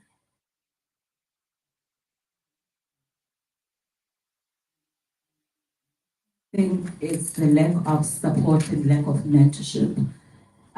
If you are this young person that has that fire of igniting the change, but the people that are around you, the circumstances, you look at them, and the people that are around you don't really believe that you can do it. The truth of the matter is we're psychological beings. So if your mother and everybody else around you that you truly believe that should be the people that are don't provide you with the support, then you'll be like, oh, okay, no, maybe it's not for me. Let me just leave it. Maybe it's meant for somebody else. So I think those are the things that the youth faces when they are in the process of igniting the change. So you mentioned older people, older generation. Let's not call them older people. Youth and capping it nicely. Inclusivity. You mentioned youth and in your answer. And that leads me to my next question to say, what can established institutions and youth and Ghana as a whole, executives, moms, aunts, and etc., do to assist in removing the barriers and an enabling environment? When it comes to the institutions, one of the things that I thought about is what also Kaya has touched on, the programs that they have at NetBank, for example, that teaches about financial literacy as the youth. Because truth of the matter is some of the things that you might be wanting to change would require you to have finances. Some of us are building homes, some of us are starting businesses, some of us are doing this. So I think the established institutions, just like NetBank, can provide us with that. When it comes to older generation, I think all that we need from the older generation is just to believe in us, just support us, just understand the drive and the fire that we have to change. It's not that we are challenging you, but we're challenging the status quo. So that's all that it is. Just support us, understand, and believe in us. Thank you very much. I am here with our HR personnel. Ma'am, do you believe that the institution is moving in the direction of assisting with breaking those barriers and giving those opportunities? As an HR, should have differentiated what I do and who I am.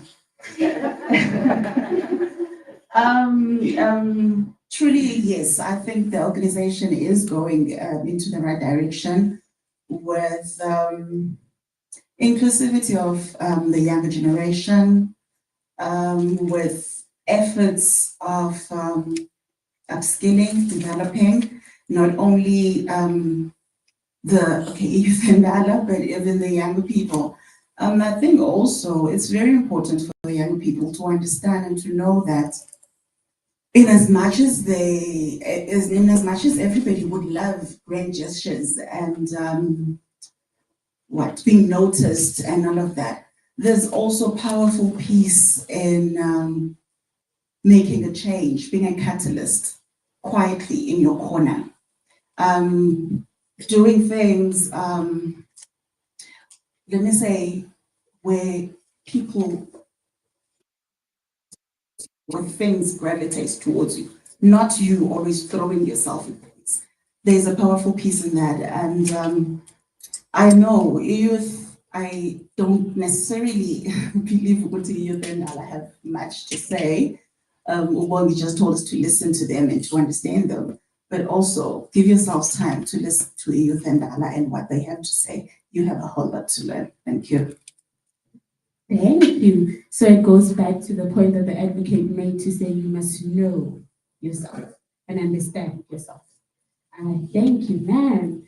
So now that our esteemed panelists have answered a few topics, I am going to be giving you guys also another set of topics that our panelists are going to give us their opinions, but also I'm going to be throwing it to all of you, not necessarily just them. So now we move to our next topic, envisioning and shaping tomorrow collaboratively. Envisioning and shaping tomorrow together, basically. So when we talk about shaping tomorrow, what kind of future should the youth be striving to create? What are the core values that should underpin this future? How can youth effectively collaborate with each other and across different generations and sectors to build this envisioned future?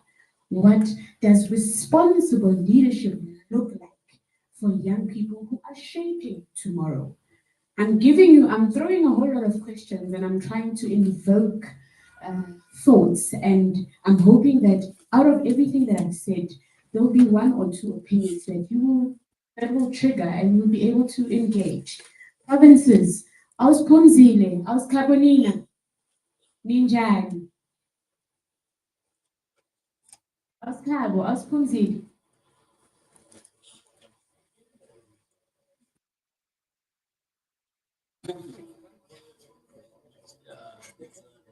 Ausleave. Provinces.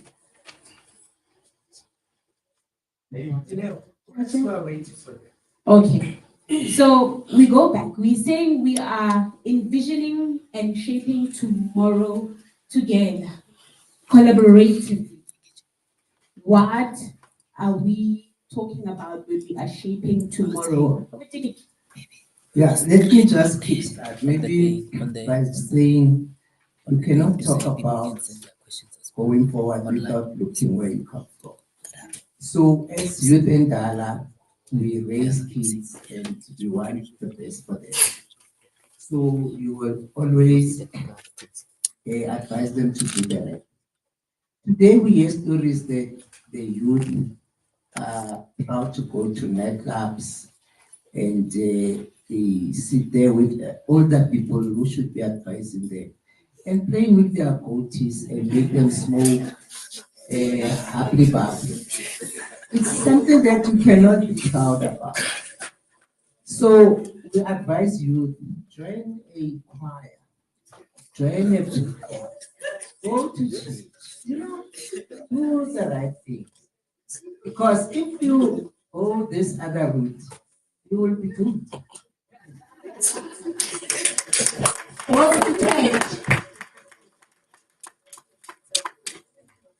Okay. I'm gonna come to you. So our panel, envisioning and shaping tomorrow. When we talk about shaping tomorrow, what kind of future should the youth be striving to create? What are the core values that should underpin this future? One thing that Braniki mentioned was that we must go to church, we must join choir, and stop going to Amalai class and beg Namagotis. So I think, Pilar, can we hear your thoughts about this one? Then I'm going to move to ours.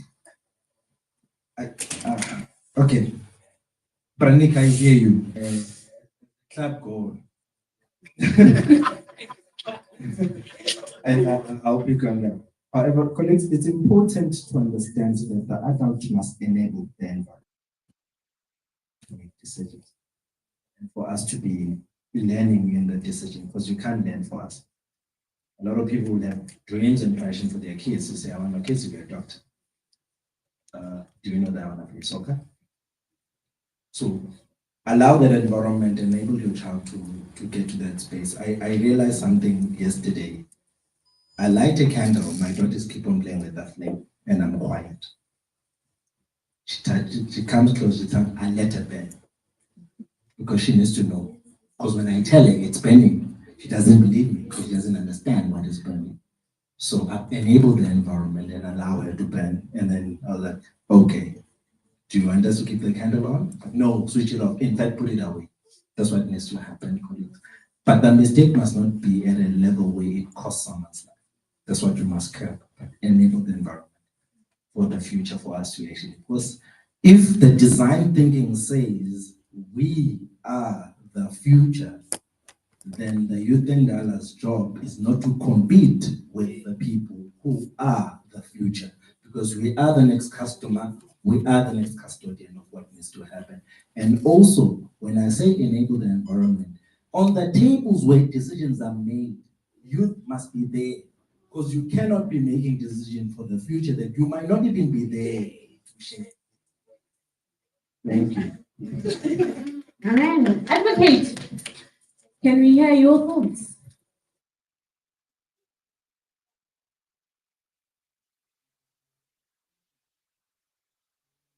I'm going to continue from where he left. Charity begins at home. And then, but most importantly, we need to understand that we require or are in need of wisdom and understanding before we can create. I will refer also to the Bible as well, because I believe in it. One king by the name of Solomon sought wisdom, because he knew with wisdom he can recreate a whole lot, even including wealth. That's why he never asked for wealth. That being said, us as young people, our challenge is, instead of seeking wisdom and understanding, we are seeking validation and competition amongst ourselves. So we are competing amongst ourselves. And we are not complementing each other when one is doing or in the right direction And then at the end, the one who's maybe in the right direction, whom we also have to back up and then follow, has to be now being added in the group of doing what is different. So it must come back to us before we create. After we have identified ourselves, let's seek that wisdom to say, once we start here, no matter what may come, which are challenges, because in life you'll experience challenges, and some challenges are our own peers. Maybe we need to change the mindset of how we do things as well, in order for us to make a difference. It pains me to read the stats that currently we are sitting at over 63% of unemployment with our youth. It also pains me when you walk around and then you find a young, capable person on the streets. It also pains me when you go to social media, which should be a tool or equipment to be used to influence one another, to do what is right in order to make these changes, being used for competitions. I think we need to start thinking along the lines to say, whatever the tool and instrument we have, let's use it for the best of the ability, which then will also empower us, impact us, and make those changes. Thank you. Yeah, thank you. Provinces, I see a hand from, I think it's Oskabo. Oskabo, Nina? Oskabo, are you still there? You had your hand up. Thank you. Thank you. I am still here. It's just that, I sit in an office where there is a printer and now people are coming and going. I can't hear properly, but because of the printer. But I also wanted to add on them all the youth who said earlier on, go to church, go to the choir, you don't really need to be part of the choir, but you need to be part of the youth that empower each other. Because I have just noticed that in many instances, the young people in churches are kind of depressed because they find church not necessarily being what they want. But we would love to see young leaders in churches who are able to, guide and steer the ship to where other youth should be. Because I also noticed that, being a leader is not just being at the highest level in your rank, in your work, but also anyway, leadership is the responsibility that you choose to see those around you are growing, and you find a way that you want to grow them. We can lead in our teams, we can lead our clients, we can lead, and we can assist anyone to grow. So leadership shouldn't be just here in the office. I heard Upilani say, hey, we don't judge. You clap and you go to church on Sunday or on Saturday, and you revive the youth. That is because remember, it is not everyone who has the privilege to go to school, but they have something that they can do, which you can steer and guide on how to do things. I am actually an older youth, and I am proud of you guys and what you are doing.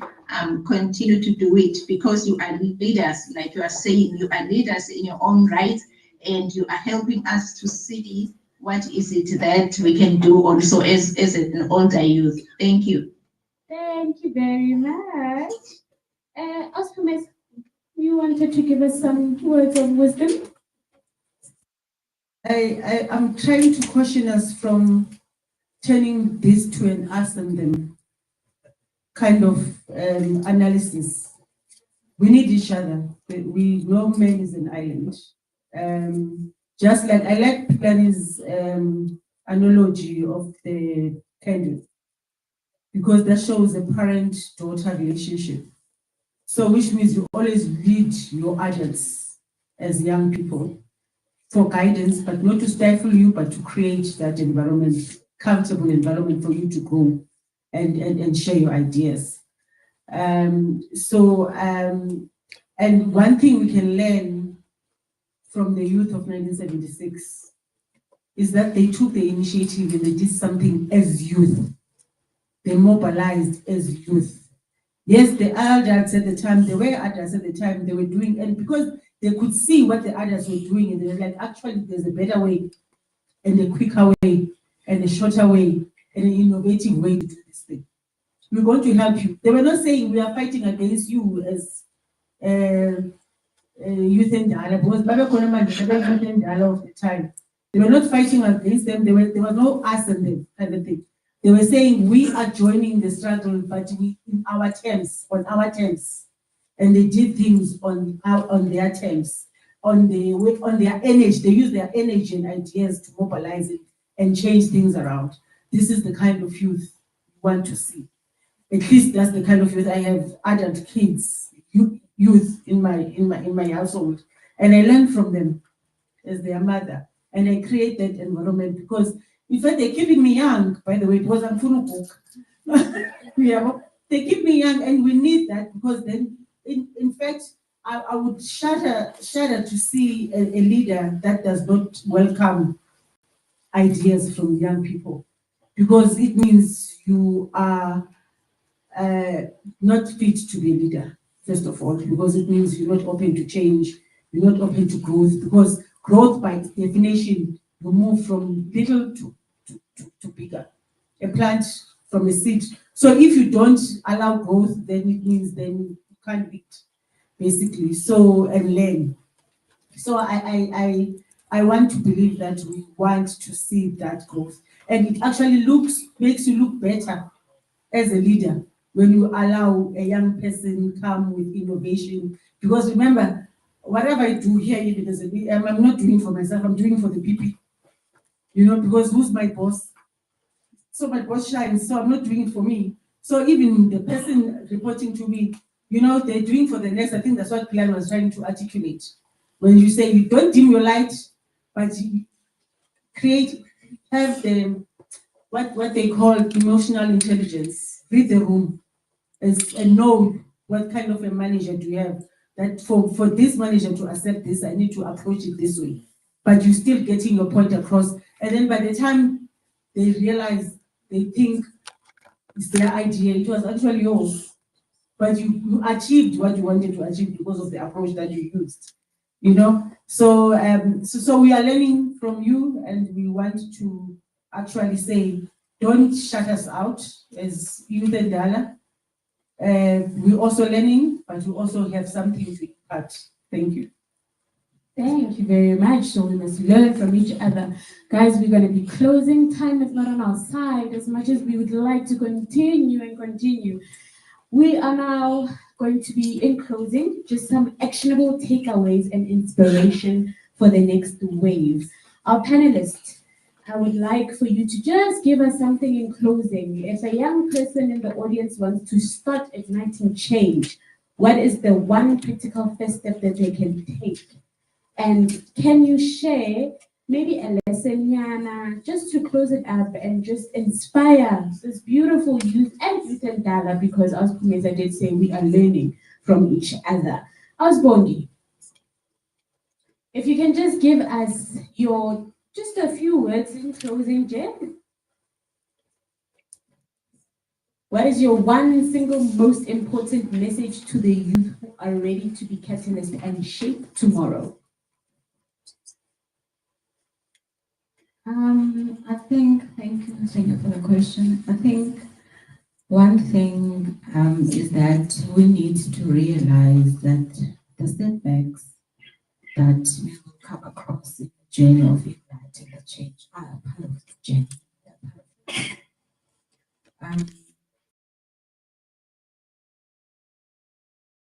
In life, we'll forever face then to answer the question, I think we need to have values. We need to associate yourself with people that talk the language of where you want to go. I think you need to have a vision as a young person. Because I believe if you don't have anything that drives you, achieve and be proud of. As a person, I think, okay, if we can realize, first of all, that all the social media platforms have what is called algorithm. And so is life. Life has an algorithm.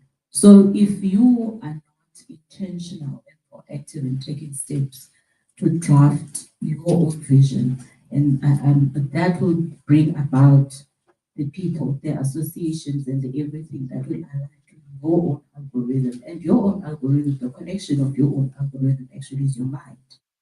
So if in your mind you don't have anything that you say you want to do and intentional about it, anything and everything then that comes from you, that will be provided to you by what I think, what I call the algorithm of life. You just take it. So I think we need to be intentional about it. Intentional and know that life is an algorithm. Ms. Madawu, your takeaway? Okay, thank you, colleagues.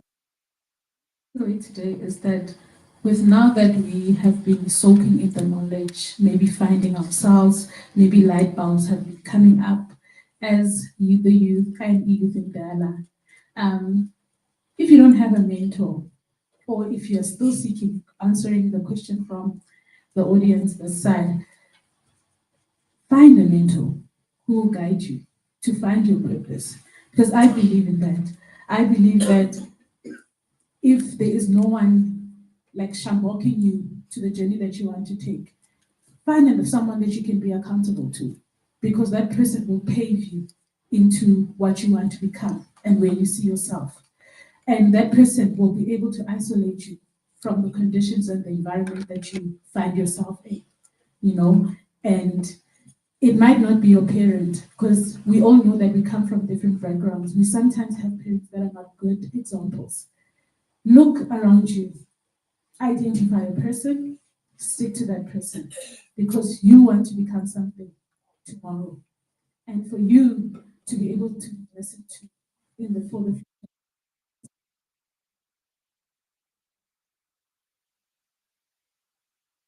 opportunity starts with finding myself. Like our panelists have been saying here today. So don't close the door. Don't feel like no one can shape you. You can be shaped. You do not know everything. That is why, and Ms. Nafani was saying, we can actually work together, which is very true. You have the innovation. Youth and Dala has the wisdom. Together, we make a good team. Thank you. Thank you. So life is an algorithm and we must learn from each other. We must find a mentor. Advocate, please, in closing. I'm going to add to what she has said, and then by saying, let's have work ethics as young people. Let's have respect. Let's be willing to learn. When you are given an opportunity to do something, especially I heard that there are interns, I call them the in-service training people in my office. When you are given something, a task to do it with all your might, like it's your own project. Be a team player as well. Because in a team, that's when then you learn from others as well. And that's when then group comes in. And that's when then you learn in experience. And that's when then you acquire skills. Please, whenever, like respect goes a long way. I like what he said when he says he received an email properly articulated. That shows that there is respect. Once you approach people or other people or other colleagues with respect, respect is given to you because respect is not demanded, it is earned as well. So what I'm saying again is let's be team players, let's be involved fully. Not only be active here at work, let's also become active outside of work. I'll give an example. This is what I do. At work, I'm an employee. Apart from the employee, I'm involved in the EC, Employee Advisory Committee as the chairperson. Apart from that, being at work or any delegation, if I see there is something that needs to be done and no one is standing to do it, I go and do it. I don't look at the position I hold or the title I have, because titles are just titles, but work needs to be done. So also outside of my office, I'm involved in my church mostly, where I lead men as well. I'm in charge, or I'm the chairperson of a particular men's committee which organize a lot of things. Apart from that, I'm also in an innovative group called Devoted Citizens as well. That and then on its own case, I'm trying to keep myself more, if I can put it, as useful as possible as I can, while I'm also learning as well by doing. So let's also be proactive in activities within and outside. Thank you. Thank you very, very much.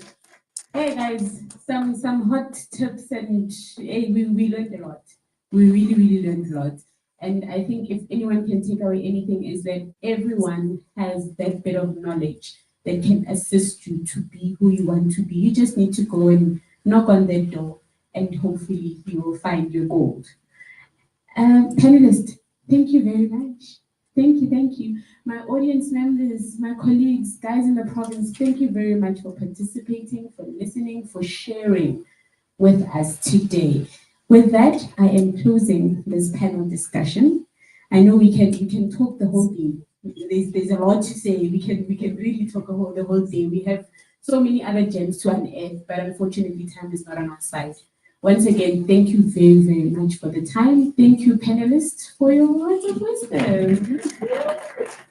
Can we please give a hand for our panelists? Please, our panelists must leave with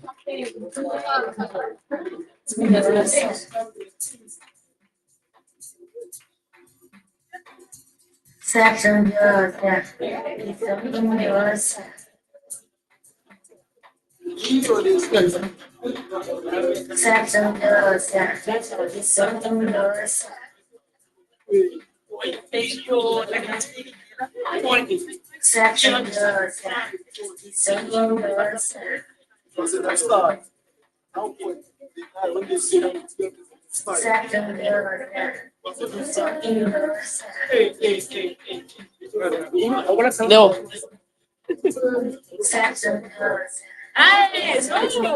Bye bye.